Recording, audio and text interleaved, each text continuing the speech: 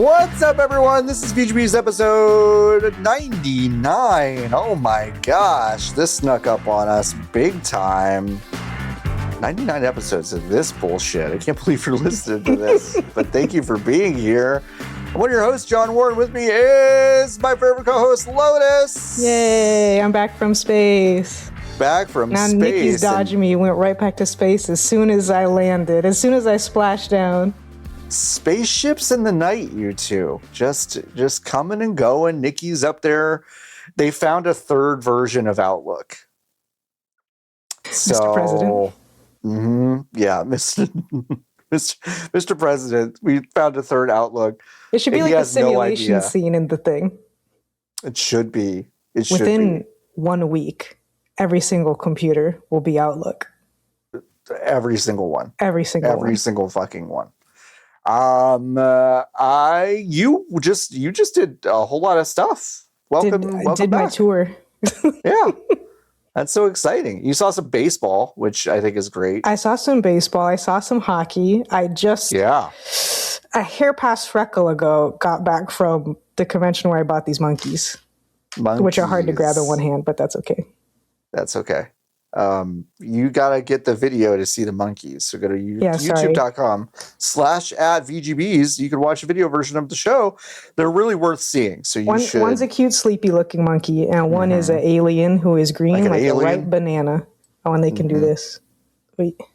Ta-da! The little tails interlock. That's so cute. Speaking of ripe bananas, I bought some bananas recently that were definitely green. And they did that thing where the bodies started to disintegrate, but you could still see the stems and the ends were still pretty green. And I'm like, no. That just shouldn't be allowed. It's so annoying. No, I bought you green annoying. As hell. I bought you green for a reason. And then I turn around and it's basically like, what if we just kind of got brown and mushy in the middle right away? But still weird on the ends. Can't even use them for a banana bread. Dumb. No, can't. I can't. They're fucking useless now. It stinks. Listen, this is the VGBees podcast. You can support us. And actually, the only way to support us financially is to subscribe to the Hive. So if you join the Hive by going to VGBees.com/join, you get things like a bonus feed and our undying love and the knowledge that you've supported independent games media, which is a pretty big deal because the non-independent games media just kind of could be doing better in some ways. So, think about it. Yeah. Just think about it. Just think about supporting us. It'd be great.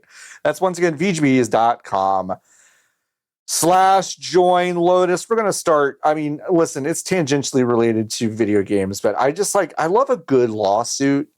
Always. And I love finding out stuff about someone against my will, actually. Like, I kind of do love that. That's your favorite thing? I do. Like, I sometimes I'll post, like, everything I've learned about Mike Vrabel and Diana Rossini was against my will. And it's like, no, I'm really eating all of that up. And if you don't know what I'm talking about, just Google Mike Vrabel, MikeVrabel.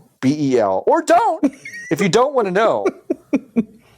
But for all my sports people, that's a crazy story. Actually, one thing real quick. Sorry. I saw two things today that completely broke my mind. Oh my God, I have to explain this very quickly. Okay. Mike Vrabel is the active football coach of the New England Patriots, was a player there, and had been a coach with the Tennessee Titans. Diana Rossini was a reporter with The Athletic, and up until very recently. They were spotted canoodling at a hotel in Phoenix just a few weeks ago. But it turns out that they've been basically having a 6-year affair. And there was someone who caught photos of them 6 years ago, and really recently, after she gave birth to her child from another man named Mike, and the baby named Michael, she was like, I'm trying to think of other Michaels that were great players and coaches in the NFL. She tweeted that. That's crazy. That's crazy. She is like, I left you all the clues, Mr. Police. Like, Mr. Police. I left you all the clues. Anyway, the story is delicious, but that's not what we're talking about here. Talk about Jimmy. Sorry, Jimmy Donaldson, our favorite dead-eyed YouTuber, Mr. Beast. Jimmy Beast is being sued in a North Carolina Eastern District court. Is that why you're going to the Carolinas? That's why I'm going to the Carolinas. I'm covering the story firsthand. I'm going to be there in the courtroom.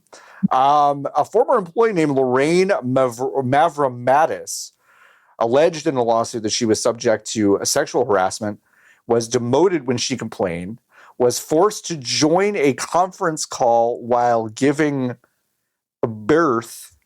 Actively. Which is a crazy sentence. And was also expected to work during her maternity leave. Of course, Gaud Paez, a Beast Industries spokesperson, told the LA Times, this clout-chasing complaint is built on deliberate misrepresentations and categorically false statements. We have the receipts to prove it. There is extensive evidence, including Slack and WhatsApp messages. It's interesting that you'd be having kind of company chatting on WhatsApp. They're not international. There's no real reason for that to okay, anyway. WhatsApp messages, company documents, and witness testimony that unequivocally refutes her claims. We will not submit to opportunistic lawyers looking to manufacture a payday from us. Of course, Beast Industries did not respond to comment to Kotaku, who reported on this. Zach Zwiesen reported on this. But there's other stuff here. When Mavromatis asked the then CEO why she never got to work with Jimmy Donaldson, aka Mr. Beast, this is gross. I didn't preface that. This is I'm about to say something gross. She was allegedly told that, quote, she is a beautiful woman and her appearance had a certain sexual effect on Jimmy. Let's just say that when you're around and he goes to the restroom, he's not actually using the restroom.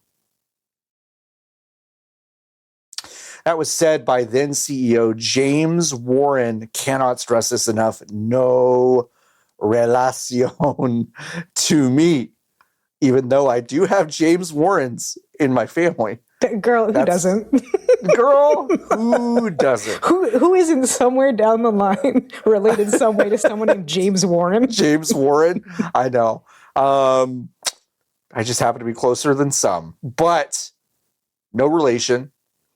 Also was told that Jimmy would only participate in her video shoot if she brought him a beer. By the way, Mr. Beast is not a drinker.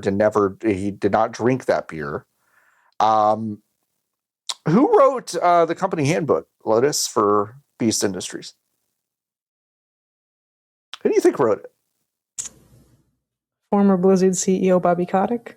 That would be maybe better than who actually wrote it, and it was Jimmy Donaldson's mother who wrote it. And also Sue Parisher is or was the head of human resources in November 2023 when Mavromatis formally complained about the situation. The handbook called How to Succeed in Mr. Beast Production says it's okay for the boys to be childish. If talent wants to draw a dick on the whiteboard in the video or do something stupid, let them. No does not mean no. Okay? So, Lotus, can you imagine anything more I called it sexless on Blue Sky than your mom writing your handbook and saying, let the boys be boys. Let the boys be boys. Let the boys be boys. He's just my little straightforwardly incriminating. He's just my little Jimmy guy. Just let them be boys. If they want to draw a pee-pee on the whiteboard, let them draw a pee-pee on a whiteboard. Fucking disgusting. Anyway, It's crazy because Mr. Beast, in the grand scheme of things, has not been famous for that long. Yes. Like, boys will be boys has never been an acceptable kind of phrasing, but it certainly hasn't been acceptable since 2020. No, it hasn't. Obscene. It's really, really obscene. I hope she gets $1 million trillion. I hope she gets a lot of money. Jimmy Donaldson makes a lot of money for doing very little. I can't stress this enough. He is just a man who figured out how to pull the levers of the YouTube algorithm, and that is it. He is completely devoid of any sort of real talent or charisma. He is not a nice person. He is a deeply uninteresting person. I think he's a real creep. And the story does not make me feel good when I read the details of it. But okay. Well, actually, that's it. Sorry. Wait. Yeah. Wait. I missed this. Sorry. This was updated yesterday. I missed it. They did actually reach back out to Kotaku. And that same Baez or Gaud Paez said, this is an allegation fabricated for the sole purpose of sparking headlines. It's also disgusting that the lawsuit is exploiting Jimmy's eye condition and Crohn's disease, two medical conditions he has been publicly open about, in their attempt to secure a multi-million-dollar payday. Now, I have not read the lawsuit in its entirety. I probably should. I don't believe there's anything in there that is trying to blackmail Jimmy Donaldson about his Crohn's disease. It's also strange that Kotaku didn't kind of put a footnote, because they don't mention it anywhere in their article, I don't believe, to say, like, is the implication that that's why he goes to the bathroom so much and they shouldn't be making fun of that? Or I guess that's what that is referring to, but it's really, really weird. And I don't know why it would be stated in connection to the request to work together, right? So anyway, Paez also says Mavromatis was never demoted, but did confirm her job title and role shifted over time. Kotaku also read Slack conversations that seemed to show Mavromatis being asked to join a meeting remotely, informing the person she was in labor. The person apparently did say you don't have to attend, wish her well, blah, blah, blah, blah. But we'll see how this shakes out. Oh, Jimothy Beast. Do you think Jimmy Donaldson knows what Ludum Dare means or is? No. You think he knows? No. Well, he might have seen a thumbnail from someone else who has grifted the YouTube algorithm, but from the video game side. That's always possible. That's always possible. How do you think I thought this was said up until about 2 weeks ago? Ludum Dare. Yeah. I mean, it's like a lot of Pokemon, where if I hear you say it wrong, I couldn't give less of a shit. I could not care. Ludum Dare is a jam, a long time game jam. Been around for a very long time. And it is quote unquote ending. It's so in October 2028. It's funny that they said this. It's funny that anyone reported with the word ending. Mm-hmm. Yeah.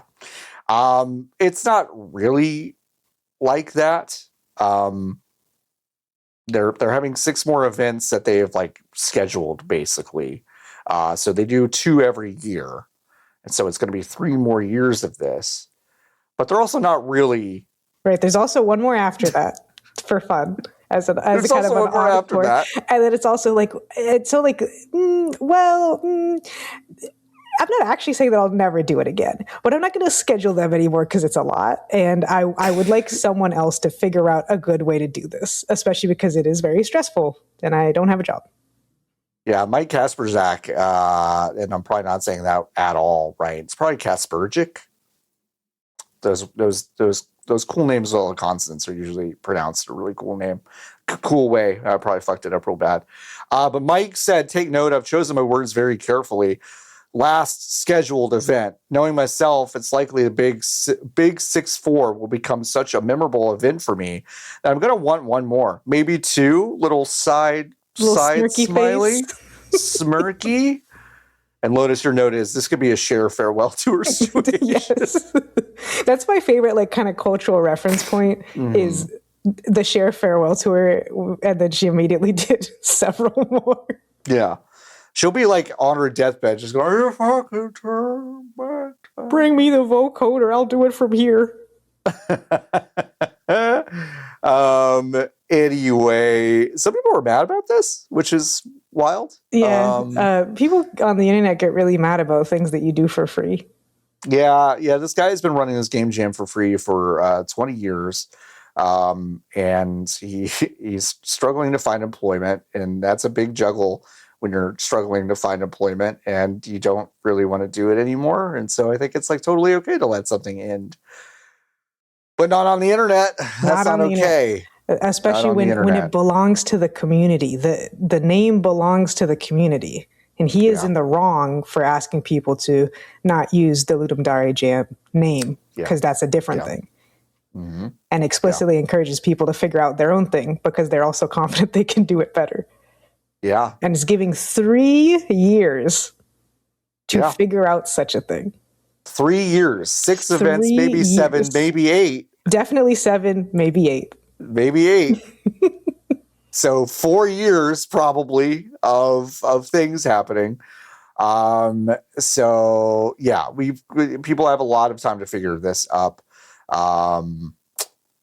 Yeah, I'm reading some of the comments on this. It's a crying shame that it can't continue as Ludum Dare.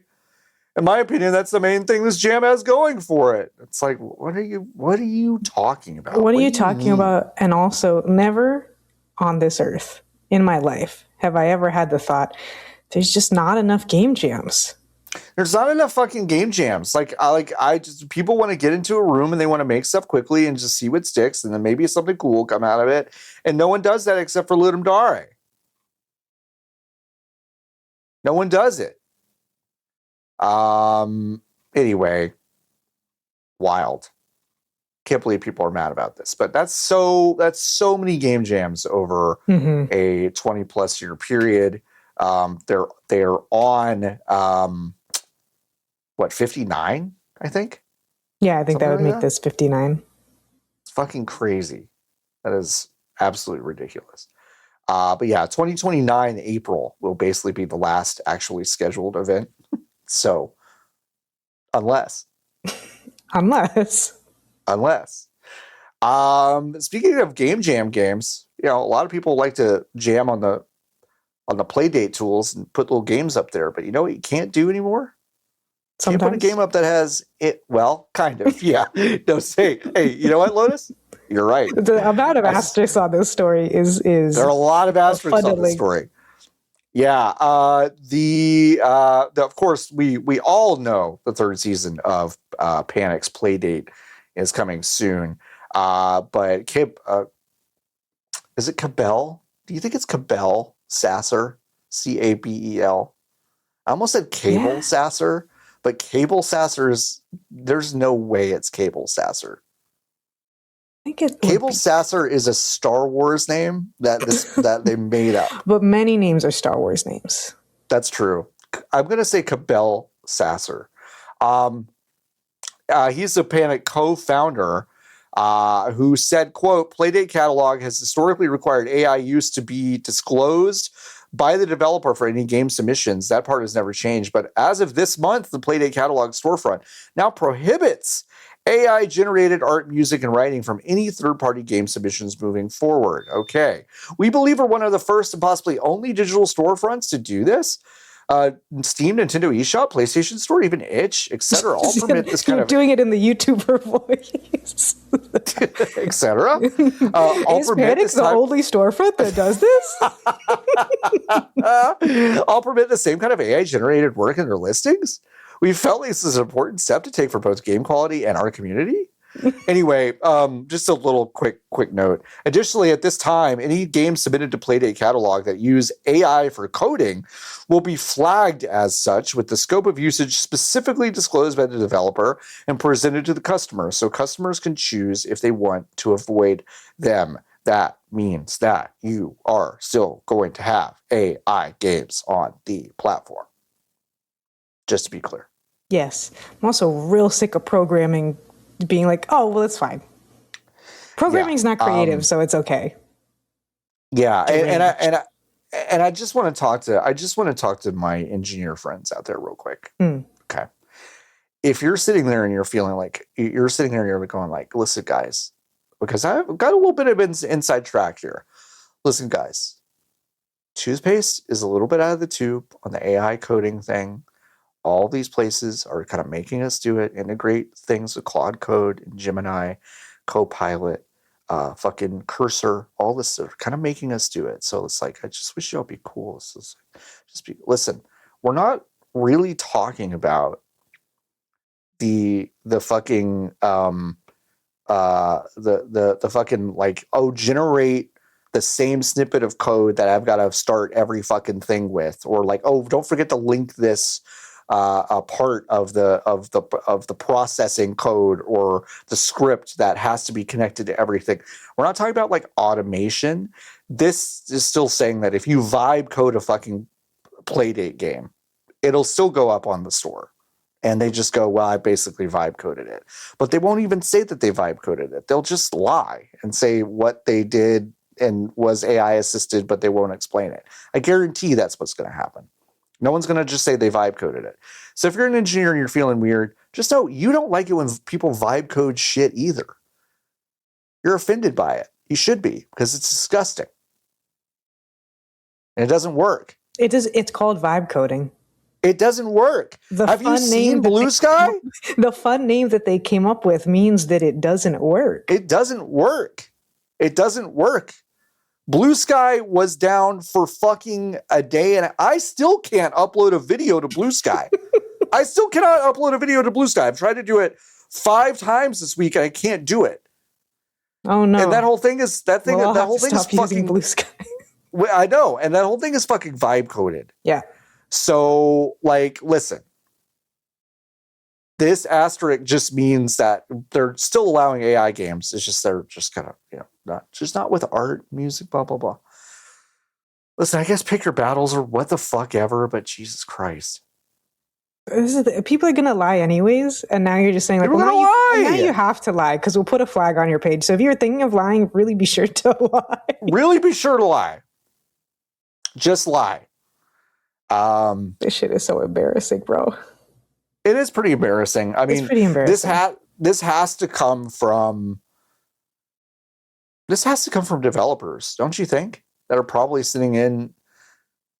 I would actually love to know that. Like, where do these things come from? Is it mutual? Is it mostly top down that they're like, well, we're actually okay with it, so we're going to allow it? Or is it the devs coming to them and going, oh, well, I'm using this stuff and I'm just going to keep using it? I don't know. I'm just very curious about that dialogue. Like, where is it erupting from? Because I'm not really getting a great sense of where any of these things are actually coming from. I mean, this is the lowest lift, right? Where, like, yeah, they're acknowledging it's extremely difficult to tell if something has used generative AI in a lot of ways, and it's going to get even harder over time to tell. So they, as Playdate, or as Panic, I guess I should say, absolve themselves of saying, well, we checked and we let something through. But they also can't do that because they don't want to be in the position of saying we put Gen AI stuff on here intentionally because it is the biggest lawsuit for everyone ever waiting to happen. And also the bubble will burst. So, I mean, it's just like a boring, cowardly business move. Yeah, that everyone is making in fairly equal measure, because in some cases, like, their hands are for real tied. Like, it's not an easy thing to sort through this stuff. Right. You could at least tell people, like, if I find out, you're fucking banned for life. Yeah, it's over. It's fucking over. It's over for you. It's over. That's over. It's over. But season 3, everyone. Playdate. By the way, Panic explained its definition of generative AI includes LLMs like ChatGPT, DeepSeek, Google, Gemini. I listen. I will say the toothpaste is out of the tube in the sense of you need to like quadruple the list of shit that you've listed here. Like there is There are so many things out there right now that could be used in the development of games that, like, I think I will say one part of the conversation that feels a little willfully ignorant is like, people are just like, well, no, you need to understand what the landscape looks like. And I'd be able to identify the tools that are being used here. Like, you need to have a little bit of curiosity to understand, like, DeepSeek, ChatGPT, and Google Gemini is like a fucking, that's 3 of, like, I would say 15 different things that I think could really be reasonably used right now. And it's just,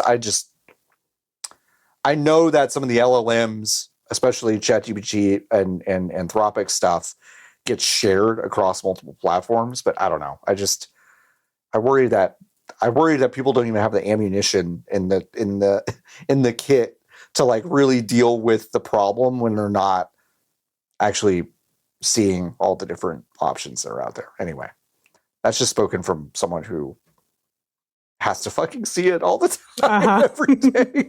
Every fucking day. I'm just so unbelievably acutely aware of it that I'm just like, it's really bad how I think it is kind of bad how few people in this space really do know how many tools there are, and what they do.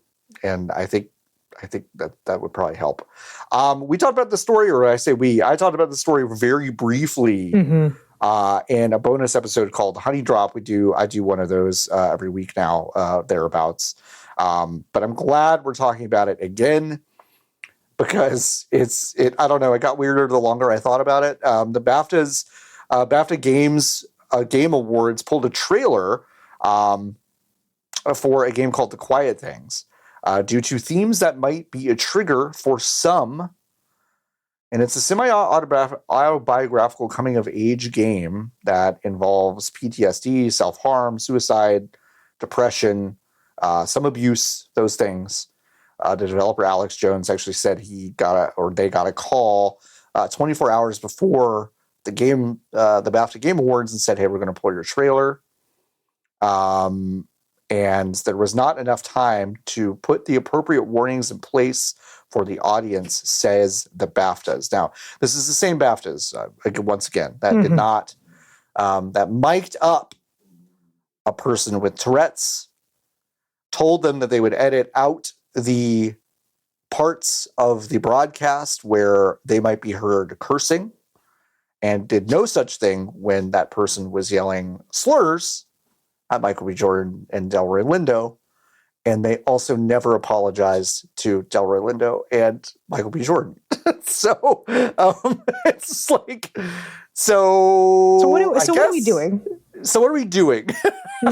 So what do we do? I mean, here's the thing. I saw, I think it was a comment on the trailer, because the developer, she did post it, like, on her personal YouTube channel. Yeah. And of course, appended to the end of the trailer name, like, the game they won't show you at the BAFTA. It's not quite like that, but I was like, you better work. One of the comments is like, I can't imagine anything more, like, awful sheltered British politicking. It's so bad. Than pulling a commercial for a game about depression because it's triggering. Yes. And also, to be so clear, I've seen the trailer, which, based on what is said in her LinkedIn post and what has been reported on, I think that the trailer that she posted is one of the either the original version, or with only, like, a couple of revisions that BAFTA asked for, because there's stuff that she mentions pulling when she sent it to BAFTA that's in that trailer.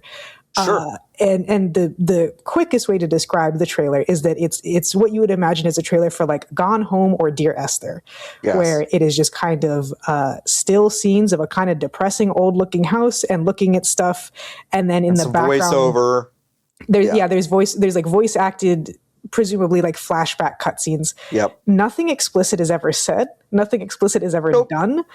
The most, like, triggering thing is that it's very obvious this is about depression, and there are like a couple references to self-harm in the middle of the trailer, and then at the end, for a second, they're looking at, like, an X-Acto knife.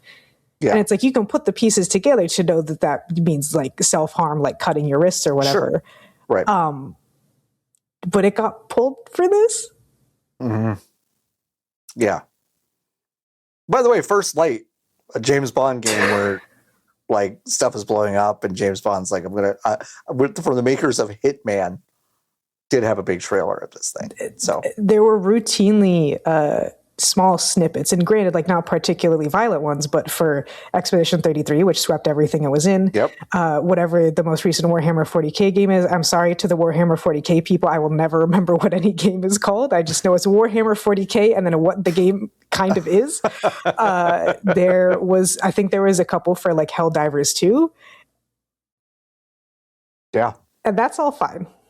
And they won That's awards. all fine. They want you can win awards as Warhammer 40k Space Marine, the fascist story where you chainsaw people into a million pieces in a shower of blood and guts. Talking about how childhood sexual abuse leads to depression. It really does lay bare. It's like, man killing spree. Mm-hmm. Good. It's just good. Just love that. Girl sad. No. We don't like that. That's why they always die in the stories. We don't like girl sad.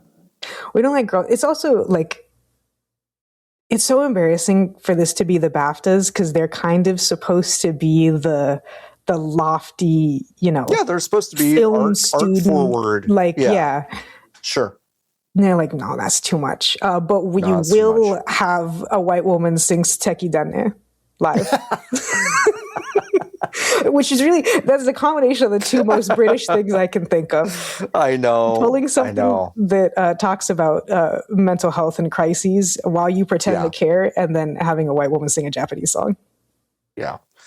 One of the initial requested revisions from BAFTA was apparently to remove the object inspection of the craft knife and the statue breaking out of a mirror, which is one of the images in the last part of the trailer that I've seen.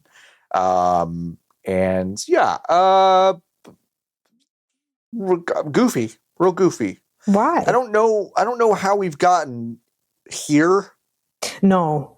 Another really important thing, because I did watch the BAFTAs on like 3x speed after I heard about this story. The first 3 seconds of the BAFTAs live stream did have a content warning, as most things do. The obligatory to the point of being worthless, flashing lights, epilepsy warning, and then it warned against, quote, violence, drug references, strong language, and content that some viewers may find offensive or upsetting, unquote. So the BAFTAs is for adults. But that warning was not enough. There wasn't enough time to put appropriate warnings in place for the audience, is what the BAFTA said. Audience really needed a lot of appropriate warnings to not get it. And therefore, this is what happens. Really silly. I think you can wish list quiet things. Did I make that up? No, that sounds right. I believe I have it on Steam. Yeah, or also just another thing, because if you read the story before watching the BAFTAs, you might think, especially if you're not familiar with the BAFTAs, you're thinking of like the Game Awards or something like that, right? Where there would be a lot of trailers. There's not, which makes it kind of more important.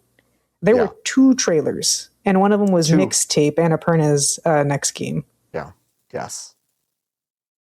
Ugh. Which is girl sad in different way. No, I think it's Life is Strange for boys. That's right. What am I thinking of? What did you say again? Girl sad, but I'd say girl sad, but okay. Like it's just a different girl sad. She's going to be okay. What am I thinking of? Oh, it's not just boys, right? Mixtape. Oh, this no, is the one with the. I meant the vibe. This is the one with the frame rate. The boy. vibe. Got it. Yeah, I got what you're saying. Mm-hmm. This is the one with everything is like fucking 15 frames per second on purpose or whatever. It's kind of like jittery. I think for some, I couldn't really tell. I think for some scenes, or maybe it's just certain characters. Got it. Okay. Mixtape. Forgot about this. Yeah. But yeah, Quiet Things is, you can wishlist it now if you want. There's also a demo out on Steam. And the game comes out in just like 5 weeks. It's June 4th. So, oh, what a place to fuck them. Jesus. Really, really bad. Actually, I mean, it's like I get it's really bad. I get why she wrote a salty LinkedIn post. I don't think I could have been as nice and professional as she was, because clearly, like upset. Clearly doing this out of what you could loosely call saltiness. Yes, but very professional. I would have been saying stuff. Mm-hmm. Yeah, I would be mad. You know who's not mad? Fans of Sanrio and Toei, two big entertainment giants. Hello Kitty Island Adventure, Japan. Yeah, Sanrio is the company behind Hello Kitty, Kuromi, Cinema Roll. We love Cinema Roll. So funny. Very, very funny. They've actually launched their own brand of games called Sanrio Games. And Sanrio Party Land is going to launch in the fall of 2026, which is very cool. And it's kind of like a little like party game with Sanrio characters. So if you like those Sanrio characters, then great. Company wants to release 10 titles by March 2029, which is huge. And Sanrio they're just kind of blowing up right now. They're doing a lot of cool stuff. Netflix has got some stuff coming out from Sanrio. Mm-hmm. And then not to be outdone, but Toei, who has the anime subsidiary who does One Piece and Dragon Ball. They've got their own games division now, which is also really big. So they want to hit the PC market, and they eventually want to go into console market as well. So crazy. New game studios. Yeah, it's interesting because Toei is just publishing stuff right now. Yeah. And they don't have any licensed games like on the slate, which is kind of presumably part of this thing that Toei has kind of been doing, and something that you're seeing like as a broader trend in the Japanese like manga, anime, games, like nerd sector, is they're kind of realizing that like too many IPs are just the one IP, and then like it never, or too many companies are just a couple of IPs and they never grow. And like what's going to happen in 20 years where hypothetically, eventually One Piece and Dragon Ball won't be pulling in the kind of money that they're pulling in right now, maybe. Yep. So Toei in particular, I would say, feels like they're kind of like nose to the grindstone when it comes to manga, anime, and games, of trying to figure out what their next shit is going to be. And so they're creating like all these work programs and hiring all these people like fresh out of college or like really young mangakas and doing contests and all this shit to try to like find the next thing that's going to be the company for 50 years. And this is probably part of that. They're firing up the engines, which is probably smart, because I think to your point, like it feels like One Piece getting a Netflix show, and kind of like that does feel a little bit like not the end of the line, but it's like it does feel like it's something. At its peak, or maybe was at its peak, and they're saying like this is a way to keep it going, and it'll find its new fans, but it's not gonna have the attention of the entire world at once at some point. Yeah. Also the fact that it doesn't have its own kind of IP like lined up for this publisher probably speaks more to like licensing deals that are like ongoing. They have a trillion of them. They have so many, and it's also kind of like, why bother, right? Why? Well, yeah, they've already got like a slate for the next 5 years. They're buying time to figure out if they want to even get into that market, or if they just want to keep licensing their stuff out. We have $3 million jillion. We should probably use that to continue to make $3 million jillion every year. Yeah. We already have our licensed games like in place. If we want to make them, great, but we can also just continue to ask people who are really good at it to do it. Yeah. No, it makes a lot of sense, and like it is cool. Even though these are huge companies with like massive IP, it's neat that they're like, oh, let's just build our own. Imagine a smart business decision from a major company. Who would have thunk it? Who would have thunk it? And anyway, no segue needed. No segue needed for this one, except I will say, go to nogamesforgenocide.com right now. You can go to nogamesforgenocide.com, read about the BDS boycotts and all the rules that they want you to abide by when it comes to a company called Microsoft. Because we're going to talk about Microsoft. if you are still paying for Game Pass Ultimate, which, once again, nogamesforgenocide.com. It'll explain why you should stop. But if you are, it's about to become less valuable because it won't have Call of Duty in it anymore. $70. At least at the beginning. $70. $70. But it is lowering the price of Xbox Game Pass to $23 a month from $30, which is still higher than it was before October. In October 2025. So 6 months ago. My favorite fucking thing were the people this week on websites being like, I think Asha Sharma, the new fucking CEO of Xbox, she's really got a finger on the pulse. She's young. She's young. She's got a finger on the pulse. And it's it's still higher than it was. I love companies. Rubes. But yeah, prior to October 2025, it was $19.99. Then it went up to $29.99. All prices in USD. And now it's being lowered to $23.99, I believe. Or maybe it's $22.99. Yeah. But regardless, about $23. So that's more still. Yeah. Yeah. Pulling this Amazon shit where you have something in your cart that's $60 because it's 50% off. And then they're like, it's actually cheaper. Something I reckon with this week with this story is that I think if you had asked me, John, we're going to release the trapdoor under you and drop you into a lava pit. If you don't tell us what year Game Pass started, I would not have chosen 2017. I would be in the lava. I'd be a couple years too late. Yeah. I'd be too late. I'd say 2019. I would have said 2018, 2019, yeah. But it started maybe in if I thought hard enough, because I remember Prey being on it. Mm-hmm. And that's 2017, I believe. In 2024, the company might have lost, which is staggering, might have lost $300 million. Happens to the best of us. From Call of Duty players who would decide to pick it up on the subscription service instead of actually purchasing the $70 video game. Right. It's the worst business decision, but if I'm remembering correctly, the United States government did force them to do that, and now do they just not care? I just don't think they care. I don't think here's what's confusing. I don't think they ever cared. Obviously, no, I agree. Which is why they let them do it, which is why they let them do the merger. But that makes it more confusing as to why they said that, I don't think they made them do it.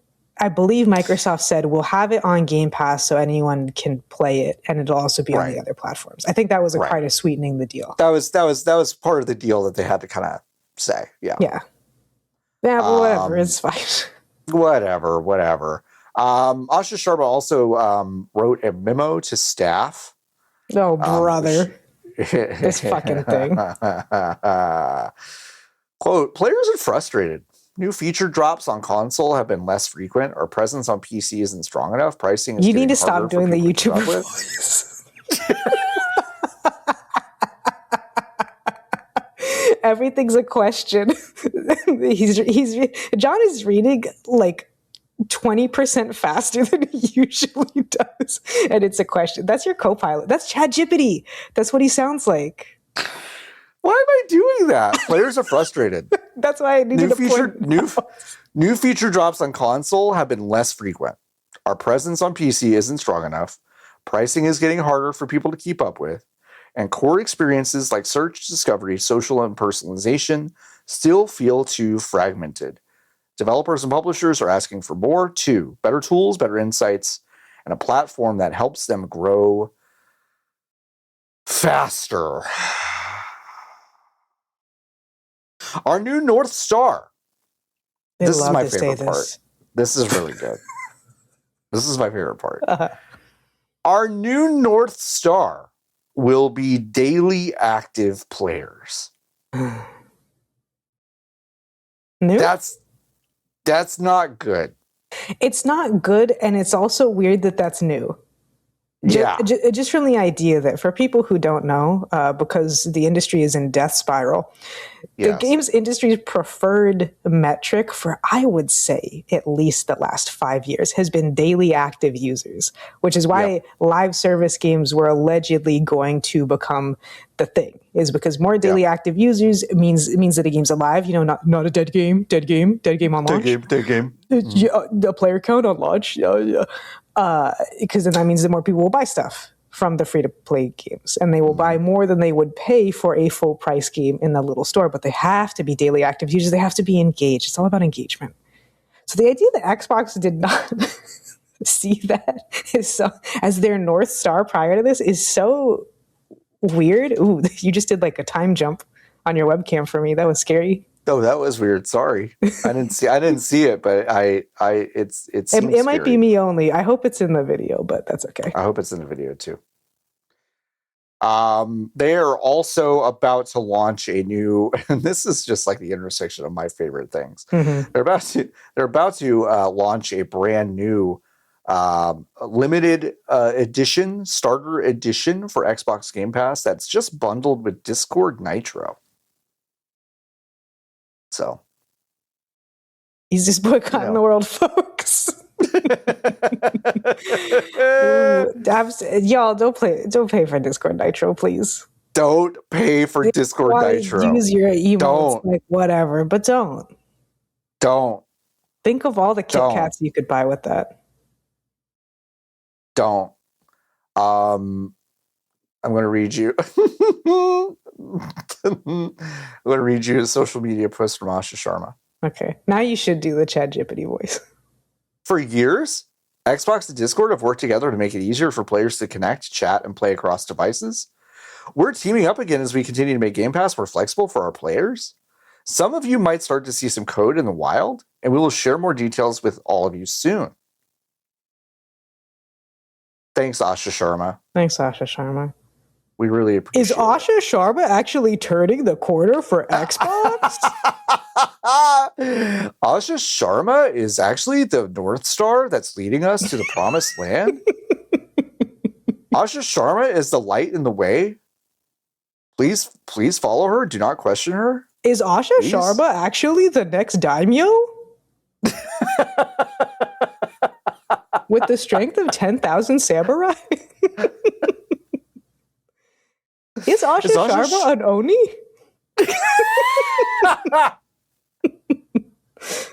Someone brought it up because during the honey drop, you were like, "What are moments that you think about?" And you said the truth, which is that the millisecond that the podcast ends, it's fucking over. All of the hosts black out. It's completely gone. But somebody, I think Blackjack Attack, did say, Marvel Rivals bonus pod. Are you an Oni? That was a good one. And I was like, that's a good answer, actually. It's a good one. That's a good one. That's a really, really good one. I need to free that from the shackles of the bonus pod. I'm gonna put that. Okay. I want to put that out. I think that's good. Once a month, when people, when all the Marvel Rivals fans turn on the game again, before just going back to being normal fans, they'll have it. They'll have it. That'll be their comfort listen when they want to break out. That was a good episode. That was fun. Asha Sharma, The Last Airbender. By the way, that movie that got that game, there's a game coming out. But that movie that got leaked, I didn't know that they just replaced like all the actors. Oh, they just replaced every single actors. So there's a new Airbender movie that Paramount basically killed in theaters. They're like, we're not going to release this in theaters. I see. And so it got leaked online, and now like more details. It's going to be out on like Paramount Plus or whatever. Right. But I was like, oh, it's just a continuation of It's book 2 or adult. Whatever. Right. It's like he's an adult, and then like all of his friends are with him. And no, I do know what you're talking about. Yes. And they get Dave Bautista out of the ice, and they have to fight Dave Bautista. That's what the plot of the film is that's coming out. But they just all the actors are gone, and they did it because they wanted to cast more Asian actors, which like I think is fine. Right. But it is also weird that's like there were some Asian actors that they also replaced. So it wasn't kind of like it wasn't kind of like they'll never do that shit, right? Do you know that was my first big disappointment? Totally makes sense. Was seeing that fucking Midnight Shovel Hunt movie in the theater and being like, "What's happening? What is happening here?" Anyway, if you or your loved one was affected by the tariffs, I have great news for you. There's a new class action lawsuit that's being filed against Nintendo. Two gamers filed a class action lawsuit that said Nintendo is basically going to pocket all this fucking tariff refund money that they're definitely going to get. And they're definitely not going to pass it along to consumers. And the lawsuit said, unless restrained by the court, Nintendo stands to recover the same tariff payments twice, once from consumers through higher prices, which we've already paid for, and again from the federal government through tariff refunds, including interest paid by the government on those funds. Nintendo has made no legally binding commitment to return tariff-related overcharges to the consumers who actually paid them, and they never fucking will, so you can give up that ghost now. The lawsuit seeks to prevent that unjust result. Anyway, this was filed by a California resident and a Washington resident. They paid retail prices for those goods that were increased by Nintendo to account for the tariffs imposed by imported products. They would not have paid those higher prices absent the unlawful tariffs and Nintendo's pass-through of those tariffs to consumers. Now, granted, I get why you would file this lawsuit, right? It's like it is sensible as a concept, but the argument you've made is extremely weak. It's really strange. Yeah, I mean, it's like I wouldn't have I didn't want to fucking pay that much. I did though. I did, and I got it. It's not fucking insulin, and those lawsuits still don't work. I know. It's like, in principle, I understand why you filed this lawsuit. But in principle, it makes 100% sense. It's just very funny to just be like, oh, I overpaid for my toy, and now I'm not going to get my toy money back. My toy money. But their point about Nintendo probably just pocketing it is going to, that's probably true. Oh, yeah. And there's a bunch of similar lawsuits going on. To other like major companies, like I think Costco is one of them, where it's like, well, yeah, we know you did that shit. Yeah, we know. Nintendo, by the way, did sue the Trump administration last month as well, because they don't think they're going to get this money back. Yeah. And then that's why this lawsuit is happening, because they're like, well, if Nintendo wins and they get that refund, they didn't lose any money because they just charged us the extra. So if they get money back, they should give it to us because we're the people who paid it, not them. That money is going straight up Wario's nose. So like, he's got a problem and Nintendo's paying for it. Anyway, I don't know. The lawsuit also points to a bunch of the switch to accessory hikes. Mm-hmm. And that's also part of this as well. Also,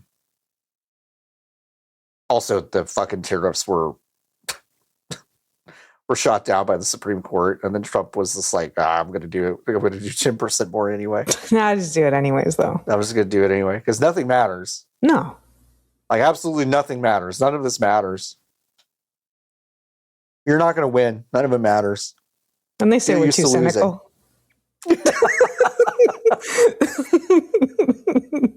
That's why it's funny when people leave a very dry comment that's like, this podcast is so fucking cynical. I'm like, I don't know if it's a compliment or not sometimes. No. So sometimes I'm like, are you also dry and cynical? So you're like, my people, or is it supposed to be an insult? Yeah. I think it's really hard to tell. It's so hard to tell. Yeah. Yeah. It is. Anyway, listen, we left some stories on the cutting room floor here. Assassin's Creed fucking the new pirate game Black Flag Resynced that's coming out. There are a bunch of like quality of life improvements to that, and the game looks better than it did, fucking 12 years ago or however long that was. That's all you need to know. Go for them. Also, I've gotten 5 emails this week about my Ubisoft account, and I've not opened any of them. And I'm like, Ubisoft, I don't think I need to know about my account that bad. And not anymore, I don't think. No, probably not. Anyway. Lotus, I played a game called Titanium Court this week. Never heard of it. You've absolutely heard of it. You played it for the show. Or did Niki play it for the show? No, that was me. That was you. That's what I think Niki played the demo a little bit after me. I think I sold them on it, so they played it, I think is what happened. Yeah, I think that's what happened. Now the full game is out by the time this comes out. Full game is out. I got a code from the publisher, so thank you so much, fellow traveler. This game... It's a match 3 game. Mm-hmm. Kind of. At the basic level, it is a match 3 roguelike. It's a match 3 roguelike, but it is essentially you are placed, at least in the first couple hours that I've played, you are placed kind of in charge of a moving court called the Titanium Court, which you find out pretty quickly. And it's got people inside, and it moves around, and you're trying to navigate this court through a bunch of really wild, woolly world obstacles, and the little levels that you have to play to get past those obstacles are match 3 games.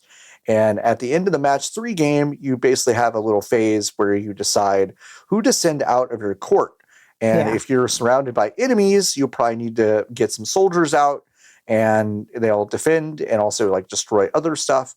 If you want to do resource gathering, you got to send a farmer out, and that resource gathering will also yield other resources that you can use to then spend on those units that you deploy. Also, the match 3 part gets you resources by matching the 3 materials and other things that you find in the world. And you just kind of do that, except also a thing that happens is that every once in a while, you get to just kind of like explore the court, or like have a conversation with like a cat, or go into a shop that just appeared on the horizon, or learn something strange about the world, or have a monologue about how you want to go home, but home is really unclear. Also, baseball is part of it, like a pretty big part of it. So it's weird.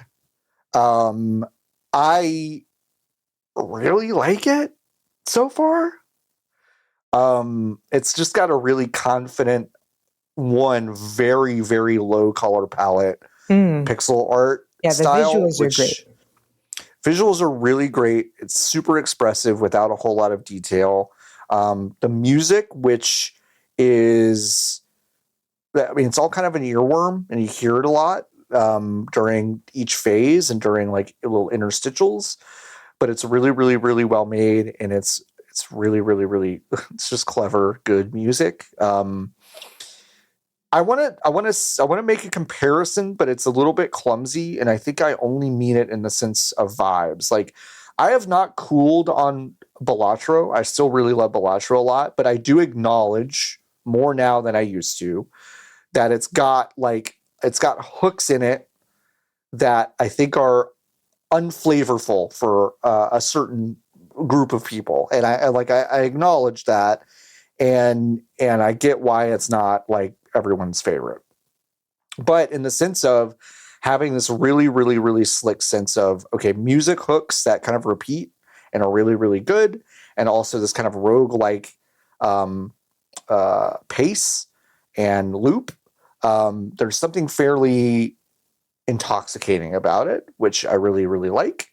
And there are narrative elements in it that you don't get from like Balatro or anything else, where like things unfold in a way that I would not say is unlike a cookie clicker. Like, I remember when, like, like you're playing cookie clicker for the first time, and it's like, oh wait, what? There's a fucking new thing that I can do, and then that thing opens up into other things, and that thing opens up into other things, and incremental games all do this at this point, but it's like, just like those, this roguelike kind of opens up in that way.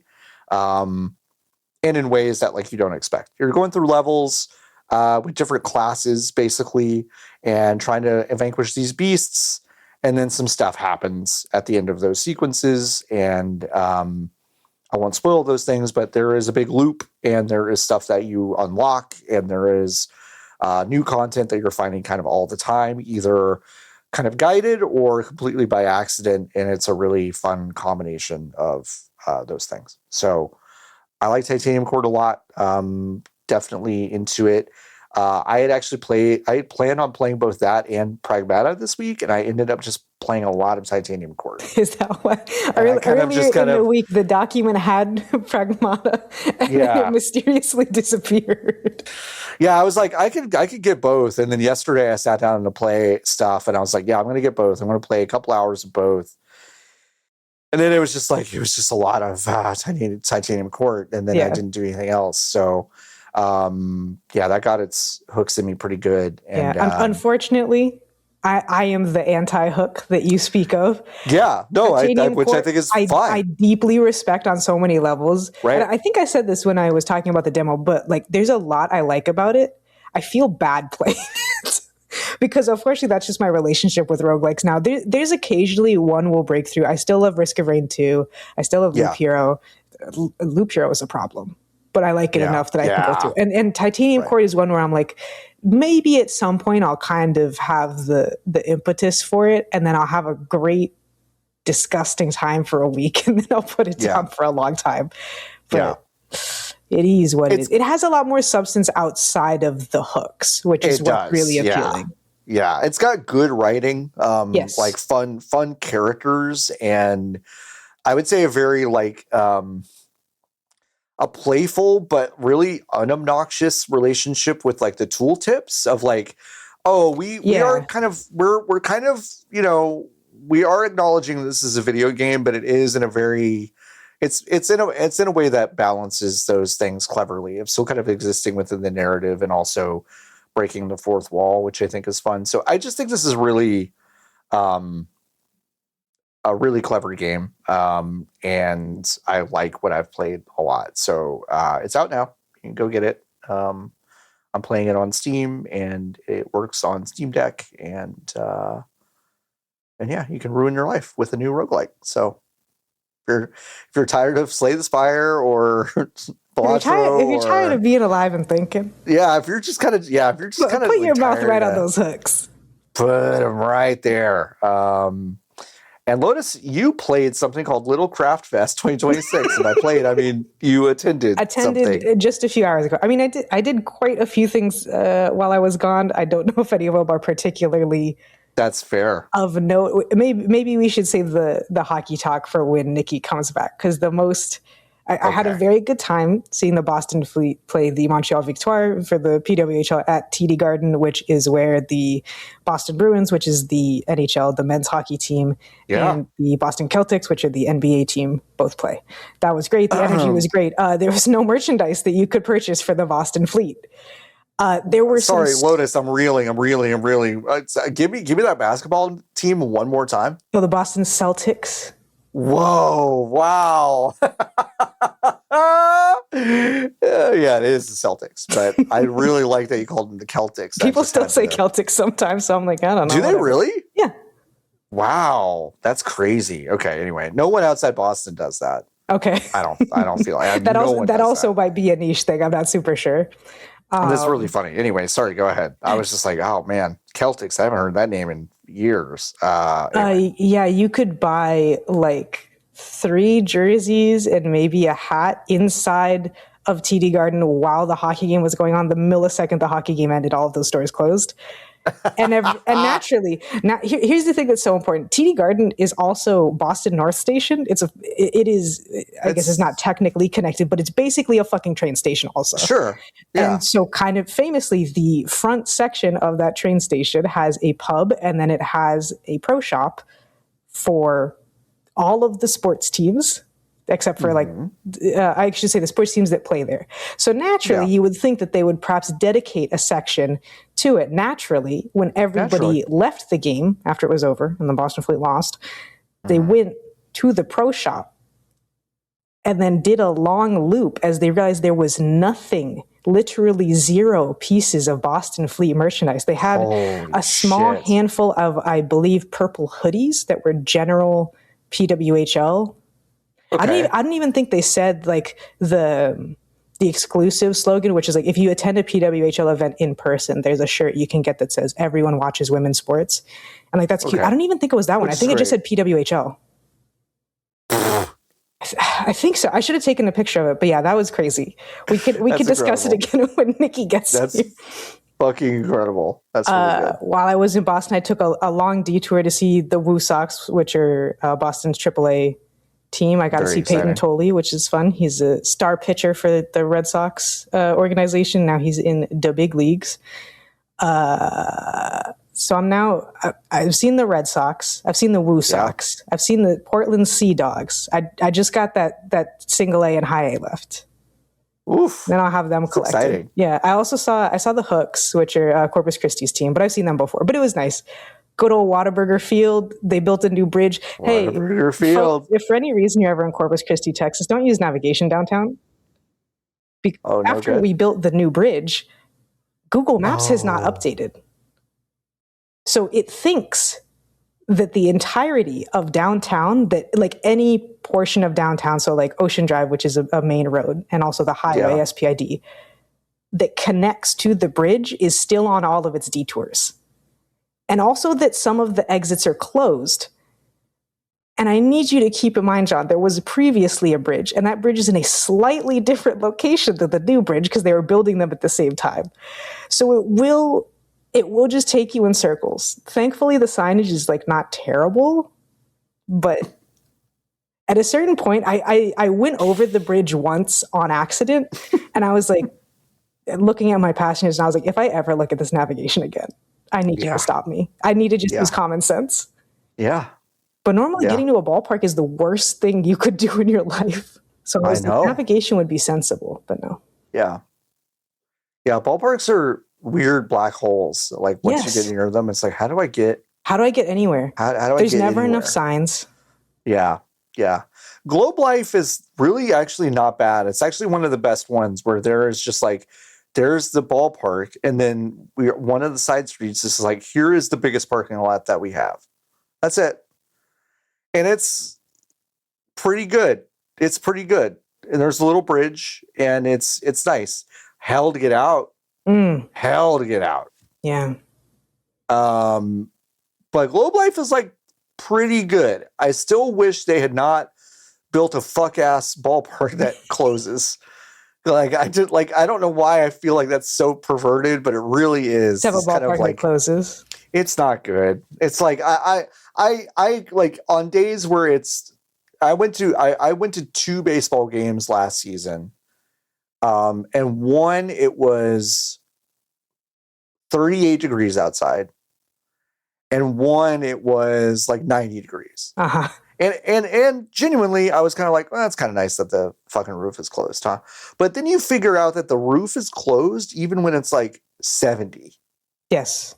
Like there's just a spot, and it's literally like 74 to like 78 degrees. That they're like, yeah, open it up. It's fine. And otherwise it's closed. And to me, there's something really perverted about like, we have a baseball ballpark that allows you to have an open roof, but we won't do it. We're just going to close it. Do you know what's crazy? What? Same thing. Do you know that Minute Maid's roof opens? No. I thought it was just a closed stadium. It opens.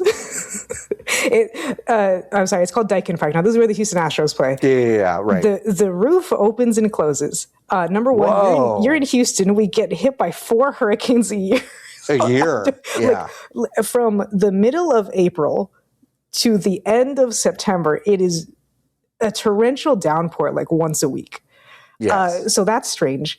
The other thing is, Houston's hot as balls well into September and even into October. Into October often, yeah.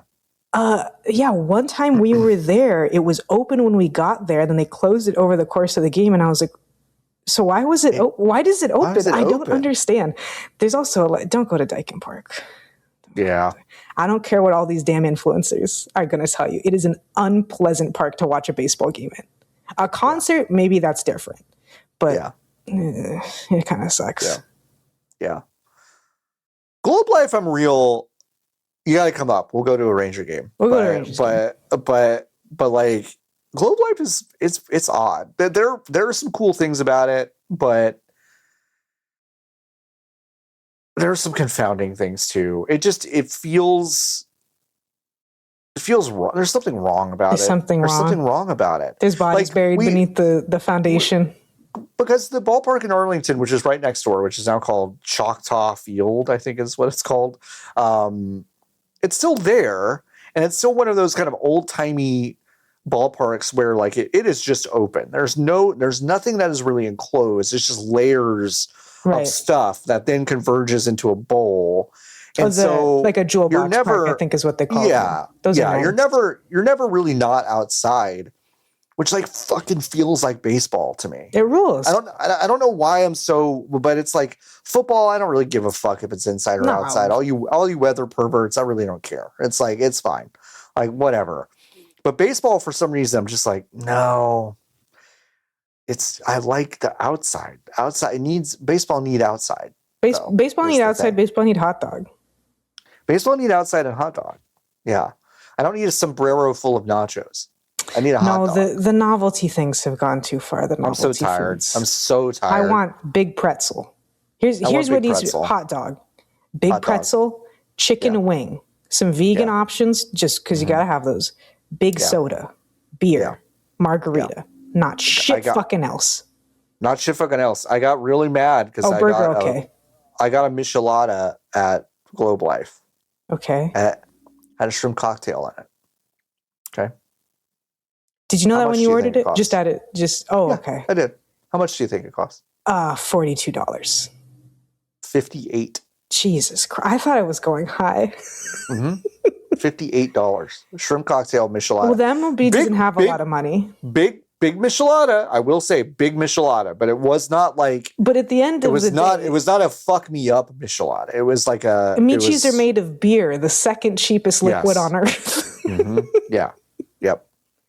It's crazy. It's just impossible to make baseball affordable. They don't have enough money. Yeah. Folks, if you we're not skipping the little craft. We're going to come back to it. That's right. I'm just making a plea. I'm just making a plea. Folks, if you go to VGBees.com/join and you join the Hive, if 500 of you join the Hive, okay? 500 of you, okay? Lotus and I will have enough money to tour the country and go to every ballpark. And we will... We'll bring Niki along if they want to come. But it's like we will go to every ballpark and we will report from each ballpark about what sucks and what's good about it. So 500 of you have the power to send us around the country. Timeline notwithstanding. Timeline notwithstanding. Between us, we have... We'll get there in 28 years or something. Yeah. 1 a year, yeah. Because between us, we have 3 or more. Daikin / Minute Maid, Fenway, Globe Life. What else? That I've been to already? Yeah. I've been to the park in Anaheim. Okay. Well, rip. But we can still count it. We can still count it. Fuck, where else have I been? I was gonna say, I assume you've gotten a couple, but mine's just Daikin and Fenway. I think that's it. Okay. I think that's it. I don't have many. Oh well, I went to Petco Park when there was no game in San Diego. Did you do a tour? I didn't do a tour. We just like walked through it when we went. Doesn't count. It doesn't really count. Doesn't count. Yeah. If you had done a tour, maybe. Yeah, we didn't do a tour. Yeah. Very sad. Too bad. Yeah, we don't have that. Yeah, it's only 3, really. Yeah, I don't think that counts. So it soon won't. If we could do the rest in time, it would count, but it's not going to count. It would. It's not going to count. It's not going to count. All right, tell me about this little craft fest. Yeah, for sure. The shenanigans I got up to. I went to Boston. I went home to Corpus for a weekend, and then earlier today, the April 24th, a Friday. That's it. Probably. I went to a little craft fest. Now, there is a store in Northwest Houston, technically outside of Northwest Houston, if you want to be really prescriptivist about what Houston is and isn't, and the loops and whatnot. There's a store. And you know what, Lotus? A lot of people everyone from Houston really is. So it's so funny. And I'm like, I'm sorry, bud. It's a suburb. Unfortunately, you're just going to have to deal. My ex was one of those people because they were from Houston. I spent 8 years on and off in Houston, just visiting their family and them and all that stuff. And boy, if if you said, "Oh, hey, I'm from Houston," to them, they would go, "Okay, but fucking where? No. Fucking where?" And if they said fucking Katy or the Woodlands or whatever, Katie's too far. It's not fucking Houston. They got real fucking mad about it. It's so funny. I still remember that. Because the Heights is part of Houston, and nothing could be less like Houston than the Heights. That's what's tragic. True. Anyways, there's a store called Little Craft Shop. And they have started throwing an event called Little Craft Fest, which is held. I can't believe it. It's incredible. Really stunning lines being drawn. Stunning. And so they have started hosting this event called Little Craft Fest in a Hyatt Regency in Conroe, Texas, which is really not if Katie's not Houston, man, Conroe is not Houston. In no definition of what Houston is, even the furthest stretch of what a metropolitan area is, Conroe is not Houston. So it's also an annoying drive, I gotta say. It is. But they have like 120 vendors. I don't know if you would be as aware of this, John, because this is especially something for loosely, I would just women aged 15 to like 55. Okay. Journals and journaling and crafting specifically for the journals has become like an enormous hobby, which naturally you don't hear as much about because it doesn't so much have like a fandom attached to it. But the fandom is like having very particular feelings about every single different version of Hobonichi journals. Okay. Which, by the way, have you ever heard of a gentleman called Shigesato Itoi? This isn't a bit. This is crazy to me. No, not really. No, I don't think so. No, I'm scared. I've never heard of that. I'm scared. Earthbound Man? Oh, yeah. Oh, my God. Yes. I was going to say, I led into it. I led into it as it was a bit, so I led you astray. But no. I also was thinking like the purveyor of journals. I'm like, I don't know who this person is, but yes. But they're the same guy, which is what. This is one thing that I always forget, because to me, Itoi is Earthboundman. Yes. Prior to being Earthboundman, he was already kind of a Renaissance man style celebrity. Sure.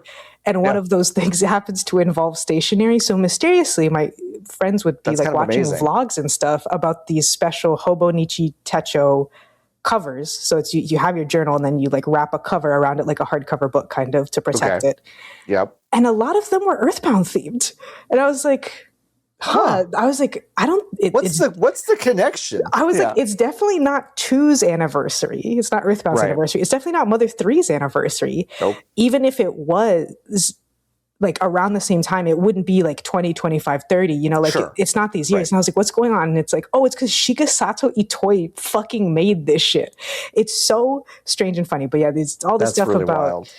Daily journals and your weekly journals, your planner, your travel journal, junk journaling, which is a fun idea where it's like, you know, you take a trip and then you get all your little tickets and like little scraps of programs and maps and stuff that you used, and you do like a whole scrapbooking thread kind of thing. Sure. So that's a large component of the fest, but obviously I was only there to get stupid stuff. So we've already shown the monkeys. The monkeys, yes. Which monkeys good. Adore. And then I mostly just got a lot of stickers and some Pokemon stuff. I'd like to shout out an artist I saw called Dalton Doodles. And I'd like to say, this sticker may look familiar, but it is not familiar. This is an imaginary animal called water newt.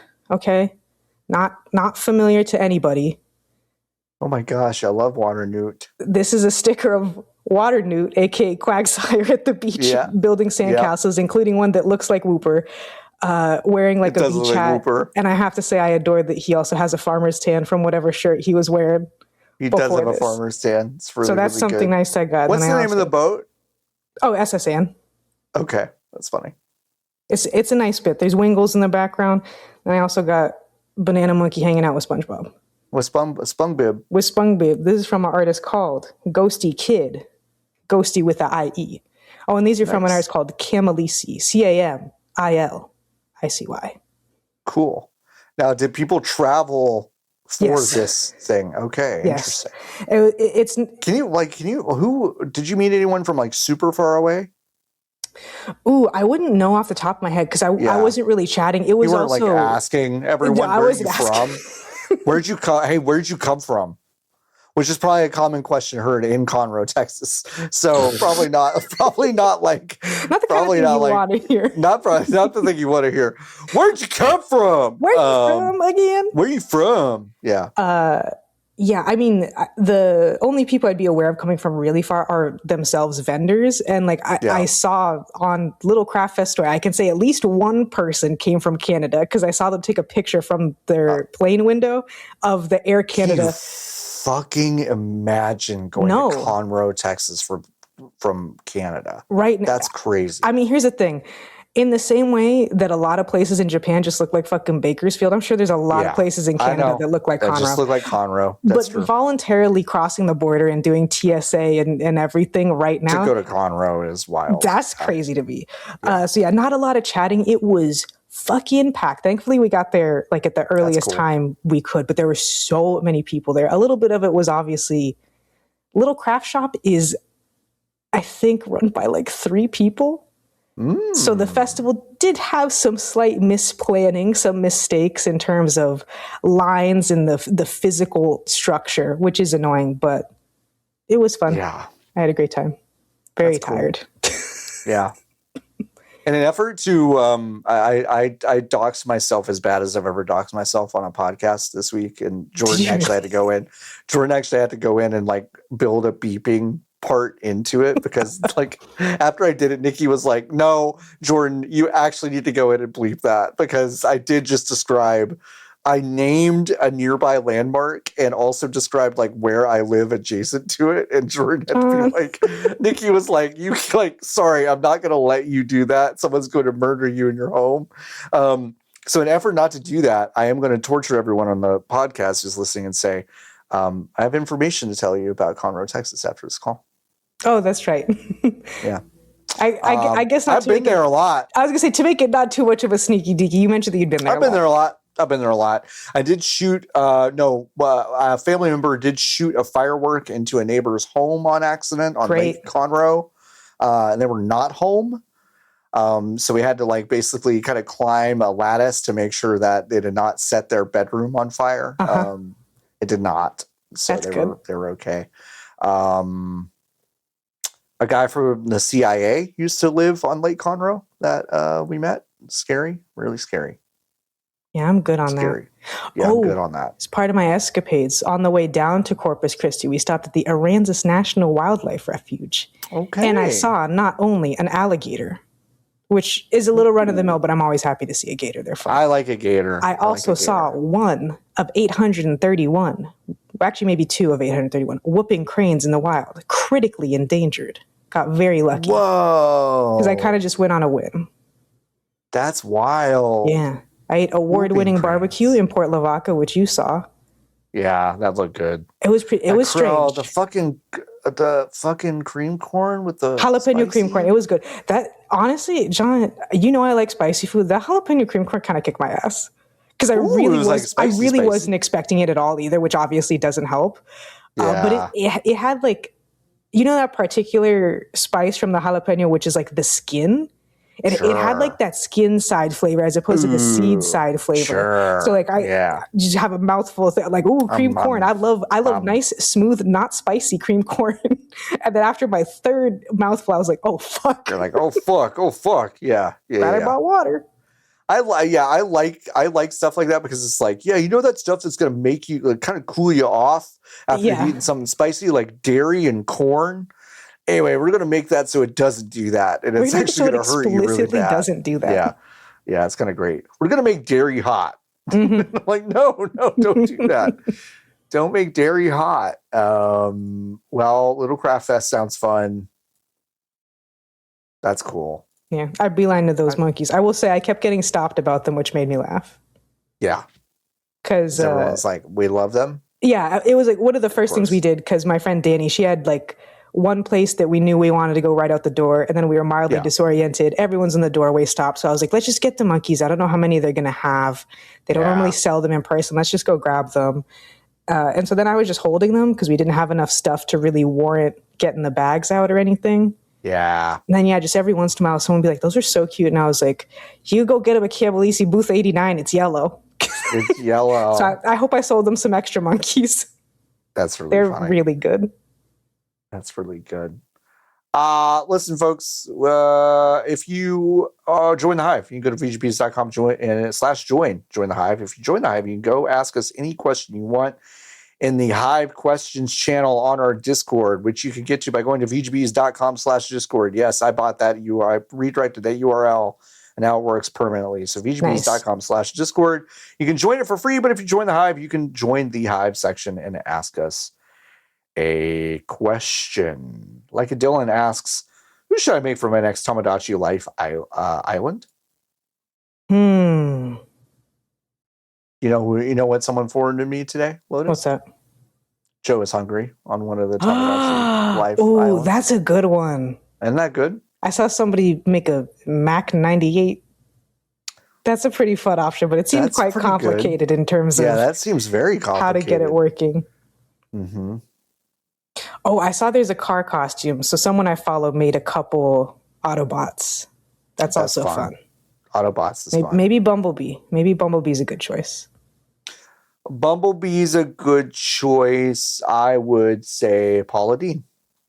Thanks. Paula Deen, Martha Stewart, Snoop. Yes. See what they get up to. See what they get up to. Ina Garten. Ina Garten. And Jeffrey. They have to live together. Okay. Vash asks, are there any child characters in video games that are not insufferable? If so, what are some examples? That are not insufferable? I mean, the thing is tough because if you want to write a good child character, real children are slightly insufferable. They be insufferable. Oh, what is that place called in Fallout 3? Little Lamplight? Oh, Little Lamplight is full of It's only kids. I kind of like the leader kid because I did kind of like the leader kid. You meet him and it's obvious that he's the leader and he's just learned what swear words are despite being 8 years old. And he's like, I'm fucking using all these fucking swear words. It's kind of, I don't know. I like that kind of dynamic that you get in stories sometimes where like. I think that's pretty charming. I did think that was good. Not only do I think that's charming, but the idea of like, he's a little kid, but there's other kids that are littler and more scared and more lost. And he's kind of become their leader. That's fun. He's got to like take the reins, which is fun. That happens in Pathologic 2 as well, which is kind of interesting. Those kids are weird and cool. Those kids are weird and cool. That's about it. I mean, I don't know. The kids in Shenmue are very childlike. So there's something charming about how childlike they are, even though to Lotus's point, they're kind of annoying. This is kind of what kids do. Yeah, they're just like sweet kids. Yeah, they're just sweet kids. One of them rescued a cat and it's like, I need help taking care of a kitten. And it's like, that's cute. That's great. So there's some. They're out there. Hercavian asks, are there games you have loved in the past that have aged so poorly that you just can't go back? Aged so poorly could be mechanical, ethics, content, like whatever. Yeah. Hey, to both. I played a lot of Overwatch. Yeah. I played a lot of fucking Overwatch back in the day. Yeah. And I still, just like we say, with relative regularity, because it comes up, Overwatch 1.0 was a really fucking good game. Yeah. Oh, it was really good. Yeah. It's really, really good. Banjo-Kazooie is fucking trash from a toilet now. Like anyone that is like, no, Banjo-Kazooie it holds up in no way. Does Banjo-Kazooie hold up? Sucks ass. Yeah, I feel that way a little bit about maybe like Wind Waker. I've never played the HD version because it's impossible to play it. There are some anti-quality of life things in the original Wind Waker that I think are pretty much deal breakers. Yeah, I understand why they streamline some things, but I'm like, yeah. I don't know if I'd finish it all the way. I'll play that opening like 8 hours easy, but finish it. Ooh. I'll say something else. Ocarina of Time's up there for me. Oh yeah, we talk about this too. That's one that's not aged well. And I mean, I think Majora's Mask, I only think I would still recommend to people because it turns the formula on its head in a way where I think you can forgive the mechanical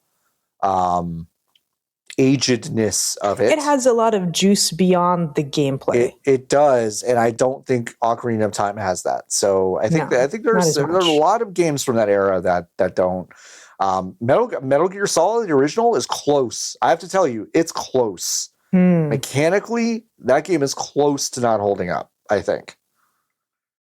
I think it's a classic. I would still recommend it to people, but like, it's close. It's really close. Yeah, I love Spore as a child. I don't know. I don't remember if I've mentioned this specifically. Spore. Because I didn't have any of that frame of like Spore is going to be the best and biggest game ever. I just saw a game on the shelf and I was like, that's weird.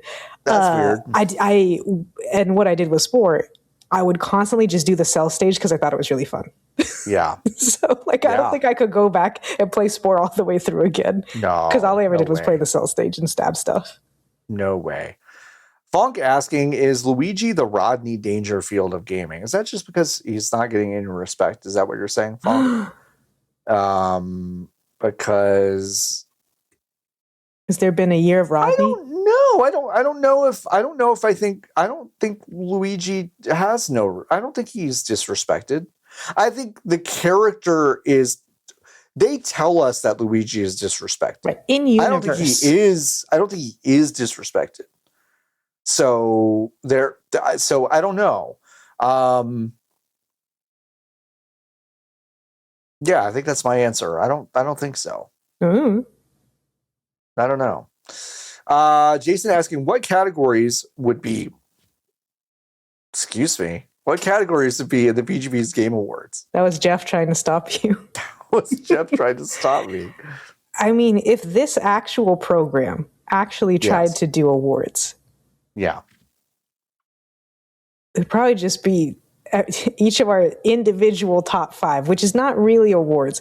It'd have to be that thing that some sites do where if you like a game and want to talk about it, you just make up some bullshit. Yeah.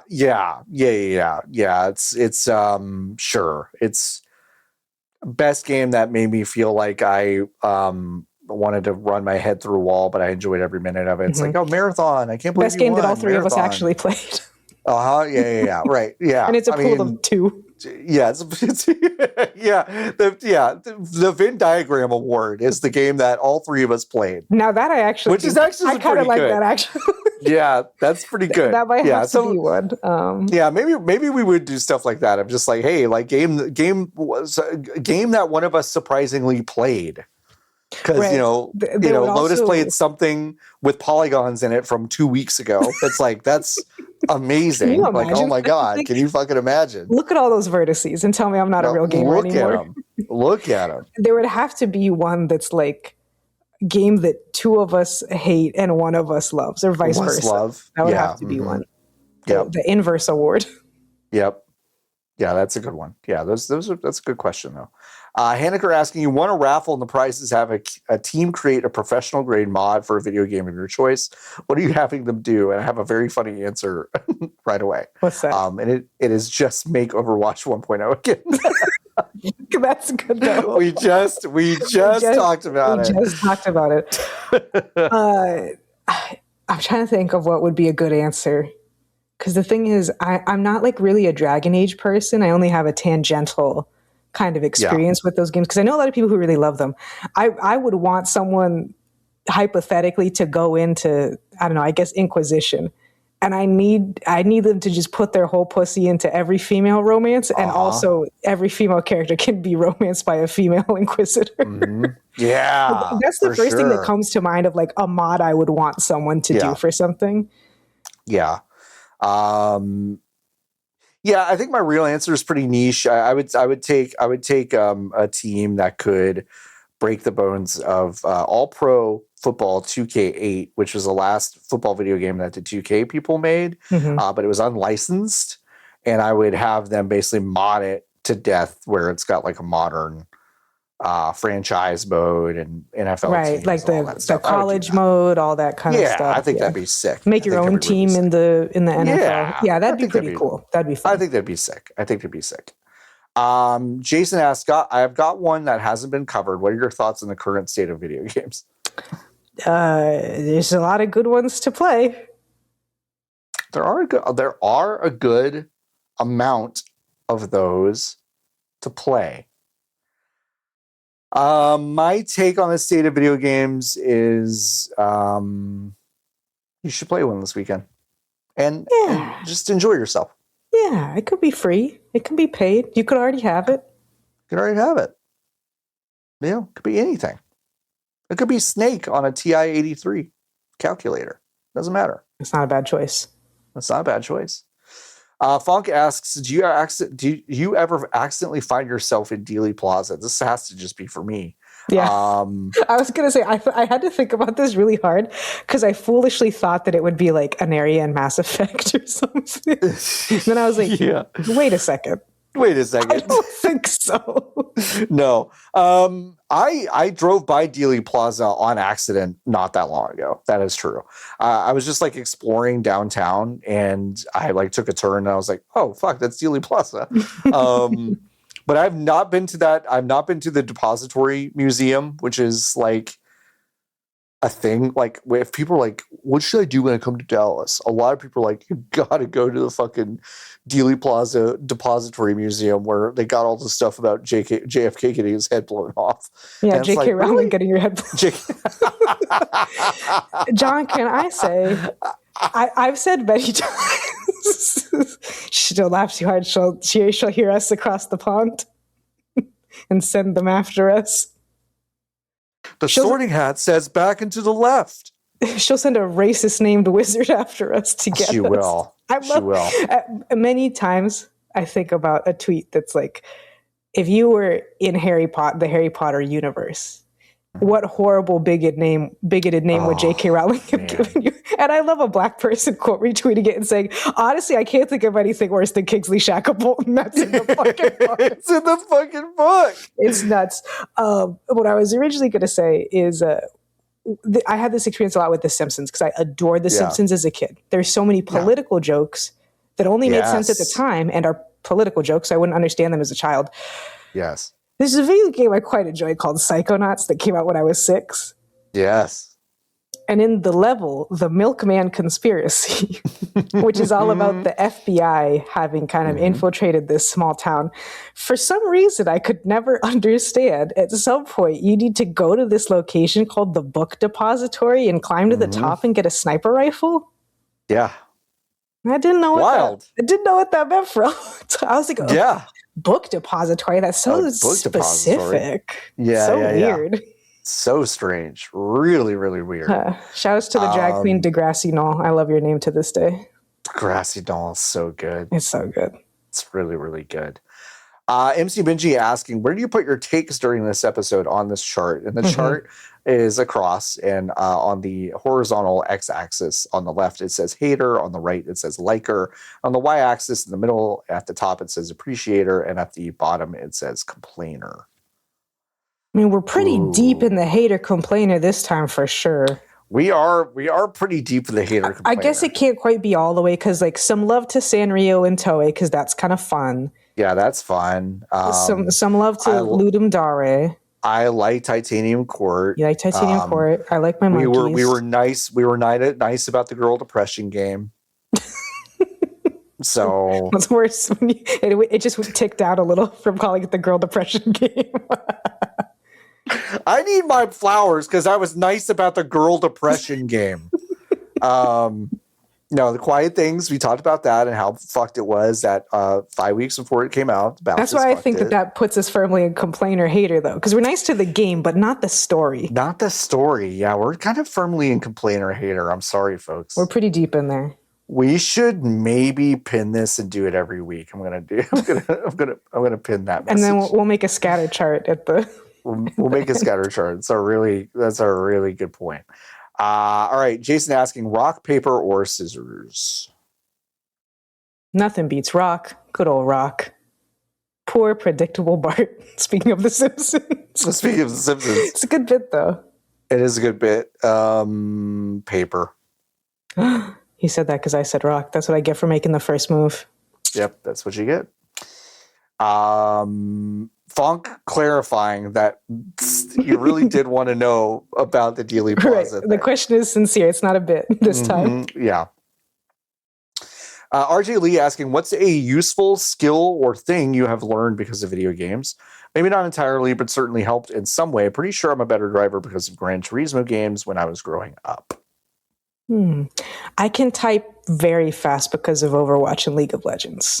Interesting. Okay. Because if you have a girl voice, things will happen in Overwatch.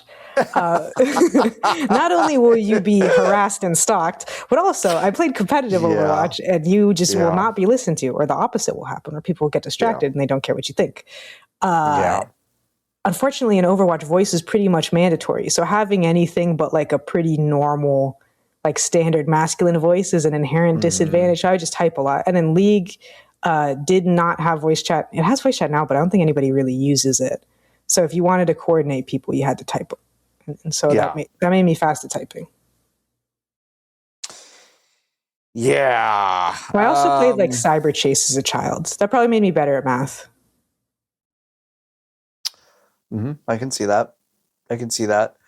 I think I'm probably better at reading spreadsheets because of sports games where I'm looking at a bunch of stats all at once. Yeah. I think the driving one is also real. I don't know if I would say Gran Turismo was it, but like honestly, there were like Grand Theft Auto games where I would do this thing where I think a lot of people do this, but I'm like, I'm going to get to the next destination. I'm going to abide by all traffic laws, and we're going to see how it goes. And I felt like I got better spatial awareness. Also, listen, you get really good spatial awareness when you're in a wheelchair and you're just kind of wider than the space that you can sense. Like you're just your ass is fatter than you think it is, basically, like at all times. So between driving games and being in a wheelchair, I do think I got good spatial awareness. I think I did develop that. It's a good question. Did you have good spatial awareness after that man from X hit your car? Oh, did I mention gotta bring it back. I gotta bring it back. Yeah. No. And we're so close. We've only got like 1 month of episodes left until we're retiring the bit about me getting into a car accident at the end of May, where we've agreed that we won't bring it up again. So we gotta get our shit in. Gotta get in. Yeah, the guy who hit me worked for Grok. I don't think I mentioned that on the show. Isn't that crazy? That's why I just said X because I wanted to be vague. Oh, I know. No, it's like I got a note from his insurance as he was only partially covered, and I looked him up and I was like, oh, Grok. Interesting. Cool. So anyway, by the way, they're trying to they're stalling on paying me back for a pair of sunglasses that I lost in the car accident, which is very funny. Like really, like I've made out fine from that accident. I got a new car that was mostly paid for. I've recovered fine. I have no hard feelings. There are avenues to sue that man if I wanted to. But it is funny that they were like, did you lose anything in the accident? I was like, actually, I did. And I sent him a receipt. And they're like, well. So I don't know if we're going to give you $250 for a pair of sunglasses. And I was like, listen, you asked. Don't ask me. You asked me. Come on. Don't ask me if you're not, anyway. Sphinx, I don't know if I'm going to, I feel like I'm going to dox you if I do answer this question. This might be a chat question also because I need to think about math and look at the pictures. Oh, also, yeah, I do think you posted it again in chat. So yeah, there's more photos over there. Yeah, there are more photos over there. I don't think because if to really go through the photos is kind of how we need to make the choice. And I don't want to like discuss it on the show without showing them. But if I show them, I am kind of doxing you. So we're going to skip yours. Actually, okay, hold on one second. Wait, maybe we can figure this. Let's figure this out. Sphinx is looking for a place to live. There's a 1-bedroom, there's a 2-bedroom, there's a penthouse. Okay, I'm looking at all three. I'm looking at all three. I think there's something really delicious about a penthouse, huh? Don't you think you just like, oh yeah, I lived in a penthouse? It's the second story. It's the second story. Yeah. Yeah, I don't know. I don't think I have a good answer. I think I'll ruminate on it and answer it in the chat. Yeah, one of your options by the time you listen to this, I will have already done that. One of your options is fully furnished, and I think I would go with that because of just where you're going. That would be one of my biggest sources of stress, to like have to go find furniture or be tempted to bring things with me or whatever. And also the pressure to bring things back if you like buy furniture over there. The furnished option is nice. The furnished option is pretty nice. Okay, so we did kind of answer it, but I didn't want to dox you. So I don't like to dox other people. I just like to dox yourself. Yeah. RJ Lee asking, do you have anything that is video game junk food to you, or is this a hypothetical locked to gamers being insecure? What? Or is this a hypothetical, got it, locked to gamers being insecure about their likes, dislikes, and sometimes it does the full post-ironic loop to accept a game for what it is? I guess this is coming from people who, you mentioned it actually. Like a lot of people have talked about Pragmata in a way that like kind of gives us like, it's like a 7 out of 10. It's like kind of slop and whatever, but it's like, I do think it is kind of I think it is both a kind of a silly misnomer and also I know what you mean. Yeah, so for sure. So, yeah. Yeah, it depends on what you mean by junk food, because I think inherently any live service game is junk food. It's junk food, yeah, sure. Mm-hmm. So like I like the structure of like gacha games, funnily enough. I was actually like related to the roguelike thing I was saying, which is like I'm kind of just allergic to roguelikes, is weirdly not gacha games as much, because for me in my brain, it's very easy to say, this is trying to get me to spend money, and that would be bad, so I'm not going to do it. Yeah. But where a roguelike gets his hooks and is like, well, there's no money involved, so it's not bad. Yeah. And then 300 hours later, I'm like, I feel bad about myself. I think short loop roguelikes are just about the biggest junk food I consume. Stuff where I'm like going through this loop pretty fast. I'm just kind of like, and then and I don't feel good afterward. Probably the junkiest, probably the worst I've ever felt after a day of playing games was when I played Deep Rock Galactic Survivor. Ooh. I'm not kidding, I think it was about 8 hours one day. Yeah. And I got done. I think that, by the way, I think that's a good game. They've updated it a lot. Mm-hmm. I think that is a cool game. I heard good things about it. But it is a little junk foody. And that was a game that I sunk a lot of time into. Yeah. Overwatch, League, Marvel Rivals. Roguelikes to a lesser extent because I don't like them, but I love junk food. Love junk food. It's the best. Papa Bear Zach asking, why is John afraid of going to space? Look at me. Yeah. Like, look at me. Like, I can't do any of the shit that they want. Like, I'm also a little afraid of getting tall. Yeah. You get taller in space. I'm like, I don't know what it would be. I'd be bummed to come back and then I'm tall and then I start to shrink again. And your bones are brittle. And my bones are brittle. I don't need that. I got to relearn to walk. I normally do that. It would be really easy. It might be really easy. I mean, that is kind of, that is what I said last week. Yeah, if you're in that Ryan Gosling movie, you go instead. You're already used to the shit. Again, I can't stress this enough. They tried to act like Ryan Gosling is not handsome and charismatic in that film. It's bothered me ever since I saw it. It's the whole reason he gets cast in anything. Let's be serious, guys. Yeah, I just don't understand it. I don't understand it. Grace asking, what's your dream blunt rotation, but it's all birds? That's a great question. Well, so immediately hummingbirds out of the question. They're too aggressive. Too aggressive. Way too aggressive. I agree. The thing, I'd say my favorite bird is very simple. I love blue jays. Too loud though for the blunt rotation. Loud, really loud. You don't want someone that's obviously going to fight you. Yeah, I would say. Oh, maybe some cattle egrets would be great. Yeah, they'd hang out. They'd be chill. I'm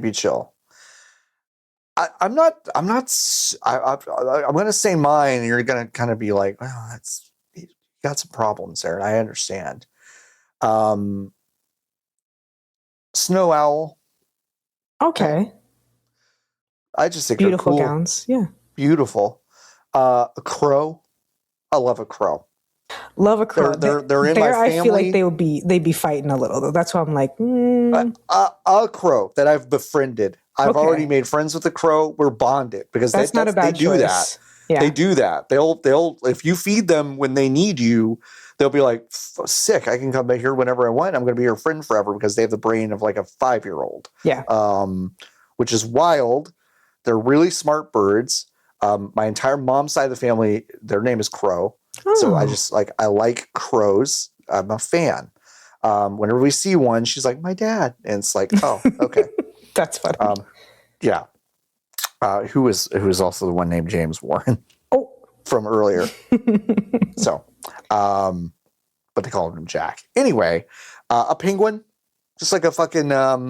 What's rock hoppers with the yellow eyebrows?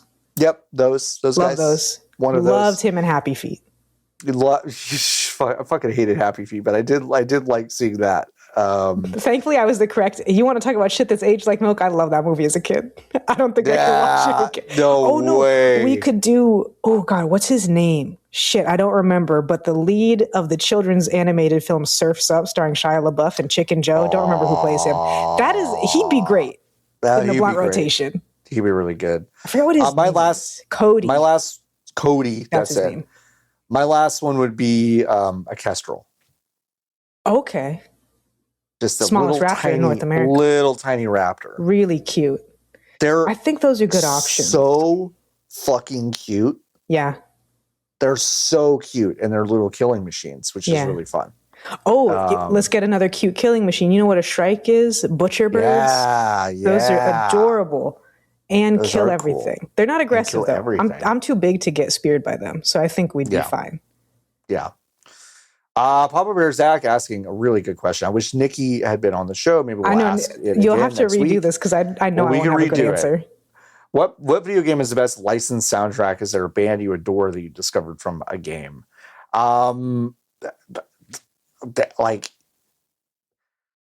2K and EA Sports both had like a fucking murderer's row year of like a few years of just like licensed Madden and FIFA games and some baseball games and stuff, which is really killer soundtracks.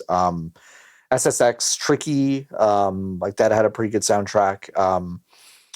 But Dave Mirra's BMX and also Tony Hawk, like Tony Hawk is hard to. It's like it's the obvious answer. It's also kind of. It's also correct. Yeah, that's the thing. I can't think off the top of my head a lot of games that are licensed games, except for like I love Just Dance too, but I feel like it's kind of different when it's a licensed soundtrack versus the point of the game is like Guitar Hero or Just Dance where you play music. I love the lead song of Blur. Yeah, it's a great song. And then, oh no, this technically isn't licensed. They just got a celebrity to do it. But I always think of Glider from Sable. That's still one of my favorite video game trailers. Oh, it's a great It's up there with like the first Transistor trailer that plays Old Friends. Yeah. Fuck, that's a good trailer. Yeah, that's really good. I think to answer your second part of the question, Grand Theft Auto in the early 2000s, early and mid 2000s, like they did a pretty good job. I obviously knew who Hall & Oates were, so I didn't discover the band. But the song Out of Touch, which is, I believe, the best Hall & Oates song, was one I had not heard before, but I had heard it in the Vice City soundtrack. And so then I was like, what the fuck is this? This song fucking rules. And then, that's really good. Do you ever recall playing a game that felt overhyped to you before you tried it and discovering, oh, yep, nope, pretty good? Something that I would know was overhyped before I started playing it is tough. My most obvious answer is Elden Ring, because I was in some Discords with a bunch of people who were playing that game for review. Yes. And the way that everyone was talking about that shit kind of drove me nuts. And I was like, it was mad annoying about it. as fuck. It was annoying as fuck. Everyone was being so annoying. And even if you had code, it was annoying. Yeah. I was like, you guys are being fucking annoying. Like, I'm just getting like, I'm like seeing all these deals. Like, y'all seem fucking annoying that I played it. I was like, yeah, no, though, pretty good, though, I have to say. So, it's an easy answer, but it's the answer that I came up with. I can't think of one off the top of my head. Yeah. That one's really specific because it is so deeply connected to like an experience that like the average gamer does not have of like, oh, my friends told me. It's like, no, like my story is like every colleague I had was being a fucking moron in Discord for a while. And then I was like, oh no, this is all completely justified. Whoops. So yeah. Cam asking, hey, I'm at the grocery store right now. What am I forgetting? Juice. Juice is good. Really easy to forget juice. Yeah. I would say I think they're only coming in packs of 4 right now because I doubt that they're that popular and they'll probably be discontinued. The raspberry jam Uncrustables. Oh, okay. It's got a little bit of a twang on it that the grape and the straw don't. So also, I like that. Went to a farmer's market, got raspberry jalapeno jam. That shit's I love a sweet hot jam. I love raspberries just period too. Like raspberry jam, I don't even care. Like raspberry for me is not the best fruit to eat, but it might be the best jam. Oh, it's such a good jam. Such a good jam. Disco Bandit asking, do any of you have handheld gaming devices that you use regularly for emulation, and what do you like to play on them? Regularly, no. But a website called Fanbyte bought me an AYN Odin. Then when it was going to be a problem to return, I said, you can just take it out of the fucking budget we had for games. Please be fucking serious. So I have that, but I don't use it regularly. That's so funny. Thankfully, I had enough. I have a Retroid Pocket 5, and I also have a Retroid Pocket Flip 2. And I'm actually trying to offload that because there was a period right before the tariffs hit where I was like, I'm going to get really into emulation gaming and I'm going to get another one of these devices because I really like it. And I was cleaning out a closet yesterday, Lotus, and I pulled the Flip out of a bag and I was like, I should sell this because I'm junking up my life with stuff that I don't need. I don't think I should have bought this and whatever. But that's cool. Those Retroids are nice. They will play things up to like a PS2 GameCube, like very, very, very faithfully. And I have played like Skies of Arcadia, NFL 2K5, Jack and Daxter, a bunch of random like Nintendo 64 games, Virtual Pro Wrestling 2 Freem Edition, which is actually a modded Nintendo 64 game, which has a downloadable APK that you can go get. So those are games that I've played on them. Also, Steam Deck has almost all that stuff on it as well. So, yeah. Jason asking, how about them Cowboys? Yes, last night, the Dallas Cowboys drafted Caleb Downs, a safety from Ohio State University, who used to play for Alabama, and Nick Saban. Caleb Downs is listed as probably the 3rd or 4th best player in the entire draft, and we got him at position 11 in the draft. He is a player that will probably be a starter for 12 years for the Dallas Cowboys if we actually treat him right. He's one of the smartest players to ever come out of college, like almost every recruiter. It immediately changes the tone and tenor of our defense, which desperately needed it, and we will still not win the Super Bowl for the next 20 years. So. Well, So, how about them Cowboys? How about that, Cowboys? Just a few more. Have you ever been so far as to even pretend? Hold on. You got it. Have you ever been so far as to even pretend to even want to go to do more like? I have. No, I haven't. Wow. You know, that's just the diversity of voices you get on this podcast. Yeah, it is. It is. Absolutely. Is that originally from Tumblr? I can't remember. I don't remember. I want to say it's a Tumblr bit, but it might have gotten there from something else. Crystal asking, did Lotus enjoy fixing the toilets? That's what we said we did. You were doing up there. Oh, fixing the toilets on the ISS. Yeah. Well, the thing is, normally you would think that anti-gravity would make it worse because poop water. But they close. Water. Not much danger. It's really rote, but once you get into it, get a good soundtrack on, have some alien monkeys around, it's not too bad. It's not too bad. We have one more question from AMPM Video. If you could have a house show at any family house, let's just say, okay, yeah, one of our houses. Okay. What band/bands would you book to play the living room? Which is a really fun question. I like that the phrasing of the question seems to imply that there's a different band in every room. Yeah, it does. It does treat it like the stages at Coachella or whatever, where it's like who's going to be on the living room stage? Who's on the living room stage? Who's going to be on the outside stage? Who's going to be on the unused office/bedroom/storage space stage? Yeah. You have the best answer to this because you always be watching them tiny desks.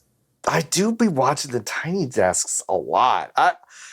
And I think my answer is actually the same answer as who I would want to see on a tiny desk that I haven't seen yet. Mm-hmm. And I think it's Incubus. Okay. It is SoCal alt band Incubus, who I was so unbelievably fundamentally obsessed with from about 1999 to 2006.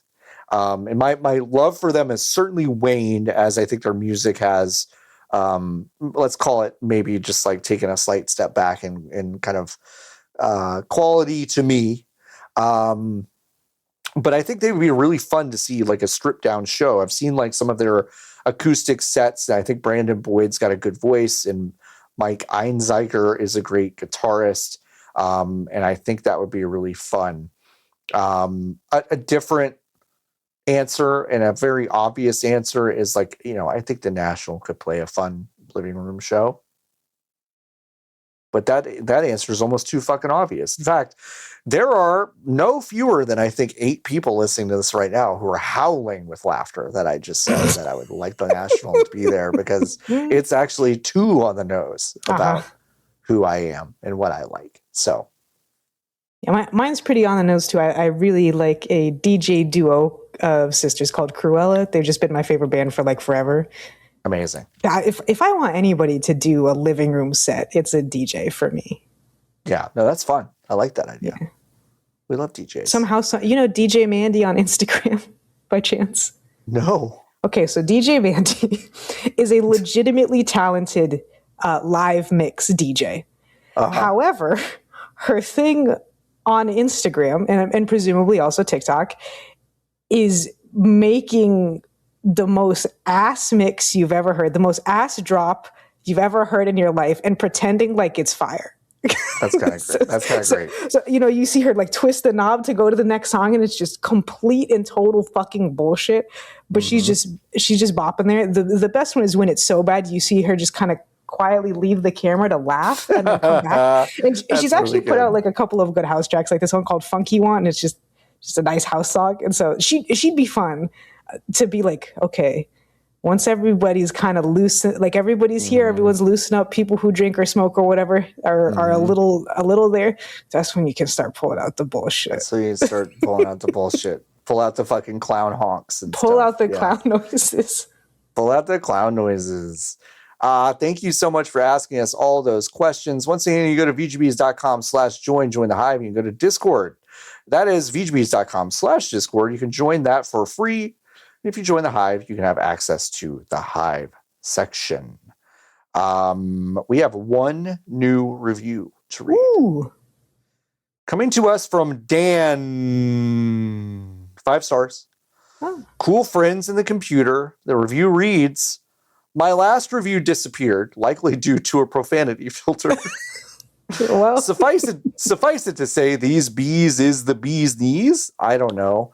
It's too early to be clever. If I can figure out how to join the Discord, I'll write a Hive question about gauging how racist your town was based on its reaction to the OJ trial verdict.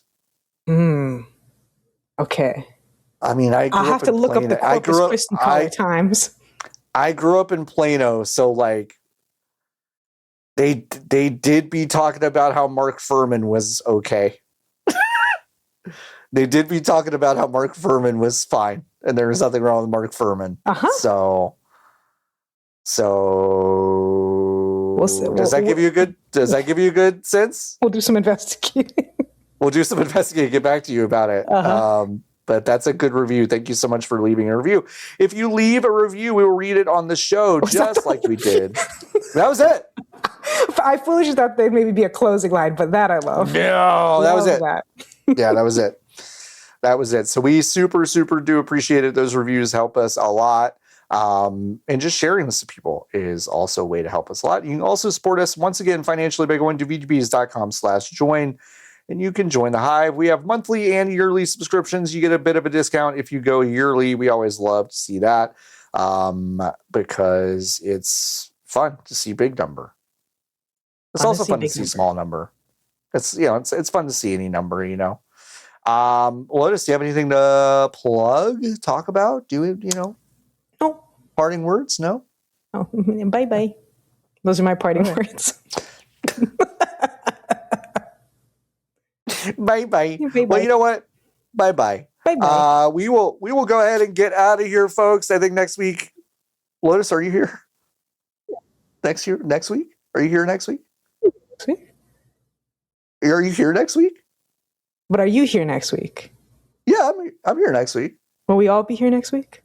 That's what I'm trying to figure out.